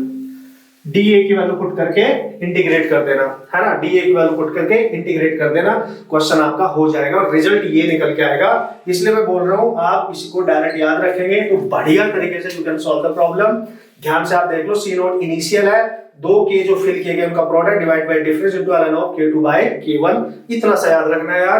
प्रोसेस क्या है, ये है, अगर सॉल्व करना है प्रोसेस ये है, इतनी सी बात आपको फिलहाल के लिए याद होनी चाहिए। बढ़िया तरीके से आपके क्वेश्चन सॉल्व होके आते हैं और आप उनको बढ़िया तरीके से आप अपने क्वेश्चन याद सॉल्व कर सकते हो। एक वेरिएशन इसमें और देखने को मिलता है कि एक प्लेट अगर ऐसे दे दी और दूसरी प्लेट ऐसे ना रख के इंक्लाइंड रख दी, समझना, ये प्लेट 1 है, ये 2 है, तो देखो ये इंक्लाइंड रख दी। अब उसने बोला कि इनके बीच में फिलिंग की है, आप समझो, देखो तो जो फिलिंग कर रहे हो आप वो के को कांस्टेंट ही रख रहा है, के उसने बोला कांस्टेंट ही है, बट चूंकि यहाँ पे ये वाला देखो डी, इनके बीच की जो डिस्टेंस अगर मैं डी मानू या कुछ और नहीं होगी, ये डी, ये D1 है तो क्या होगी D2, तो डी चेंज हो रहा है, डी चेंज हो रहा है। तो हम क्या करेंगे, यहां से इसके पैरेलल एक लाइन ड्रॉ करेंगे जो उसके पैरेलल हो, एंगल थीटा मानेंगे, इसकी थिकनेस अलग निकालेंगे, इसके अलग। सॉल्व करने का फिर से तरीका सेम रहने वाला है, बट आप समझ गए होंगे कि लॉजिक क्या है। अगर इसको भी करोगे तो इसी लॉजिक से आप सॉल्व कर सकते हो। कभी कभी डी वेरी कराता है, कभी कभी के। अब सारी सिचुएशन दोस्तों आई थिंक आप समझ गए होंगे किस टाइप के क्वेश्चन सॉल्व करके आने। बढ़िया तरीके से आप पढ़ के जाना, रिवाइज करके जाना जितना मैंने आपको बताया है। ओके, बढ़िया से आपके क्वेश्चन सारे सॉल्व हो जाएंगे। तो अगर दोस्तों बात कर लेते हैं कुछ और इंपॉर्टेंट कॉन्सेप्ट जो हमसे फर्स्ट लेक्चर में छूट गए थे, मैं यहाँ पे कवर कर रहा हूँ यार आपके लिए। वैसे भी वो रिजल्ट आपको याद रखने चाहिए क्योंकि बहुत कम उससे क्वेश्चन आते हैं, बट अगर आगे तो आपने कैसे सॉल्व करके आने आप कर लोगे, टेंशन नहीं है, ठीक है। तो यार बात करते हैं अगर वो स्फेरिकल कैपेसिटर की, उसने बोला एक स्फेरिकल कैपेसिटर बनाते हैं, हमें पता है कैपेसिटर बनाने के लिए भाई दो सरफेस चाहिए। उसने क्या किया, दो स्फेरिकल सेल लिए, एक अंदर वाला सेल और एक ये बाहर वाला, इसको इसके अंदर रख दिया। इसका साइज ए है, इसका साइज बी है। अंदर वाले को पॉजिटिव चार्ज दिया, बाहर वाले को नेगेटिव चार्ज दिया, ऑब्वियसली तो उसका सारा फील्ड देखो अंदर ही रहेगा, तो सारा फील्ड इसका अंदर ही रहेगा। जो हमें इसमें कैपेसिटेंस कैलकुलेट करनी है वो निकालनी है फर्स्ट सरफेस की विद रिस्पेक्ट टू सेकंड, और बाहर वाले सरफेस को हमने अर्थ से कनेक्ट कर दिया जिससे कि सारा चार्ज इसका इनसाइड सरफेस पे मेंटेन रहे और अंदर ही सारा इसका इलेक्ट्रिक फील्ड मेंटेन रहेगा। तो इसका जो इनर रीजन है उसकी कैपेसिटेंस हमें यहाँ पे निकालनी होती है, बाहर की कोई कैपेसिटेंस यहाँ पे नहीं है, मतलब ये इनफिनिटी तक नहीं जा रहा है, ठीक है। सो इनर रीजन की ये जो annular reason you can say यहाँ पे बन रहा है, इसकी स्फेरिकल कैपेसिटर अगर आपसे पूछा जाता है और बाहर के रीजन को अर्थिंग दी गई है तो उसकी कैपेसिटेंस का formula you have to remember this 4 pi epsilon naught AB, यानी A is the radius of small one and B is the radius of bigger sphere। इसको बहुत आसानी से निकाला भी जा सकता है, पोटेंशियल मेथड से भी निकाल सकते हैं क्योंकि C इक्वल टू होता है Q by V। तो इन दोनों के बीच में पोटेंशियल डिफरेंस निकाल लो, V1 V2 निकाल सकते हो। जब चार्ज स्फीयर के सरफेस पे देते हैं तो KQ by R से हम निकाल सकते हैं, या दूसरा इंटीग्रेशन मेथड से भी आप एक स्ट्रिप यहाँ पे कट करके सॉल्व कर सकते हो, बट अभी नहीं करना है। डायरेक्ट याद रखना, क्वेश्चन डायरेक्ट बनाया जा सकता है। ए बी दे देगा, बोलेगा बताओ भाई स्फेरिकल प्लेट कैपेसिटर की रेडियस है, बताओ उसकी कैपेसिटेंस कितनी होगी। अब देखो अगर उसने बोला कि ये जो आउटर वाला है, आउटर वाले की जो रेडियस है अगर ये इन्फिनिटी हो जाए, इन्फिनिटी मतलब आउटर वाला सरफेस यहां से इन्फिनिटी पे चला जाए, अकेला रह जाए, आइसोलेटेड बन गया ये, आइसोलेटेड, तो बी अगर इन्फिनिट होगा तो 4 pi epsilon naught AB, b की वैल्यू हमें इन्फिनिट रखनी है। तो हम यहाँ पे क्या करने वाले हैं दोस्तों, बी कॉमन ले लो, 1 minus a by b, ये हो गया कैंसिल, तो ये बचेगा 4 pi epsilon naught a over 1 minus a by infinite, ये टेंस करेगा 0 को, तो आंसर आएगा 4 pi epsilon naught into a। तो ये जो कैपेसिटेंस बन गई है बिल्कुल आइसोलेटेड स्फेरिकल कैपेसिटर की बन गई, जस्ट लाइक अर्थ। अगर आपको अर्थ की कैपेसिटेंस चाहिए तो आप क्या करोगे, 4 pi epsilon naught, इसकी जो रेडियस है ये अर्थ की तरह काम करेगा, तो अर्थ की रेडियस की वैल्यू यहां पुट कर देना और आपका वैल्यू निकल के आ जाएगा। मतलब इस तरीके से वो वेरिएशन कर सकता है, आपसे क्वेश्चन पूछे जा सकते हैं। इसके एन्युलर रीजन की ये कैपेसिटेंस है, बाहर का कोई इसमें यूज नहीं किया गया है। ये विद रिस्पेक्ट टू ये कैपेसिटेंस स्फेरिकल कैपेसिटर की with respect to the surface at infinity, ये वाले ऐसे आप याद रख सकते हो। ओके, एक शेप अगर आप सिलेंड्रिकल बनाओ, एक छोटा सिलेंडर लिया उसको एक दूसरे बड़े सिलेंडर के अंदर रख दिया, मतलब दोनों स्फेरिकल दोनों होलो सिलेंड्रिकल सेल यहाँ पे आपको नजर आ रहे होंगे, ठीक है। होलो सिलेंड्रिकल यहाँ पे सरफेसेस आपको नजर आ रहे होंगे, ठीक है। इनसे मिलकर जो यहाँ पे कैपेसिटर बना उसको बोला गया सिलेंड्रिकल कैपेसिटर। अंदर वाले को पॉजिटिव चार्ज दिया, बाहर वाले को नेगेटिव चार्ज दिया, आउटर सरफेस उसका अर्थिंग से कनेक्ट कर दिया, सारा फील्ड इसके अंदर ही रहेगा। इसका मतलब ये भी इनर वाला जो सरफेस है स्कैनुलस जितना भी रीजन है उसी की कैपेसिटेंस को रिप्रेजेंट करेगा। इसको भी वैसे ही सॉल्व कर सकते हैं इंटीग्रेशन मेथड के अकॉर्डिंग, इसका आंसर निकल के आएगा। आपने पढ़ा भी होगा 2 pi epsilon naught L, L इसकी लेंथ है सिलेंडर की, L इसकी लेंथ है, ln of natural log function है b, यानी बड़े वाले की रेडियस डिवाइड बाय छोटे वाले की रेडियस, याद रख सकते हो, कोई टेंशन वाली बात नहीं है। कभी डायरेक्ट क्वेश्चन भी आ जाता है या रिजल्ट ही डायरेक्ट पूछ ले जाते हैं, तो उसमें कोई टेंशन लेने वाली बात है नहीं, आपको याद रखना चाहिए। अब एक लास्ट कॉन्सेप्ट, वैसे तो आप सबने पढ़ा होगा सीरीज पैरेलल क्वेश्चन किस टाइप से किए जाते हैं दोस्तों। एक लास्ट क्वेश्चन मैं आपको करके दिखा देता हूं, थोड़ा सा आपको आइडिया लग जाएगा कि how we can solve this type of problem. At least थोड़ा आइडिया आपको लग जाएगा। वैसे आपने किए होंगे डेफिनेटली, क्योंकि मैं मान के चल रहा हूं, इसलिए मैंने उन चीजों की ज्यादा डिस्कशन नहीं करी है। कभी कभी ऐसे क्वेश्चन आते हैं, वैसे अभी तक जीए में नहीं आए हैं, बहुत रेयर आए हैं, बट अगर आगे तो आप यूज कैसे करोगे, ठीक है। लेट्स सी, एक प्लेट ये दे दी आपको, दूसरी प्लेट ये दे दी, तीसरी ये दे दी, चौथी ये दे दी। आप ध्यान से समझो, ऐसा क्वेश्चन आया, उसने बोला कि ये पहली प्लेट है, ये दूसरी है, तीसरी है, चौथी। पहली को और चौथी को उसने एक वायर से कनेक्ट कर दिया, डायरेक्ट एक वायर से कनेक्ट कर दिया, और दूसरी पे टर्मिनल दे दिए ए और बी, ठीक है, दूसरी पे टर्मिनल दे दिए। उसने बोला ए और बी के बीच में कैपेसिटेंस कैलकुलेट करो, उसने बोला ए और बी के बीच में कैपेसिटेंस कैलकुलेट करो।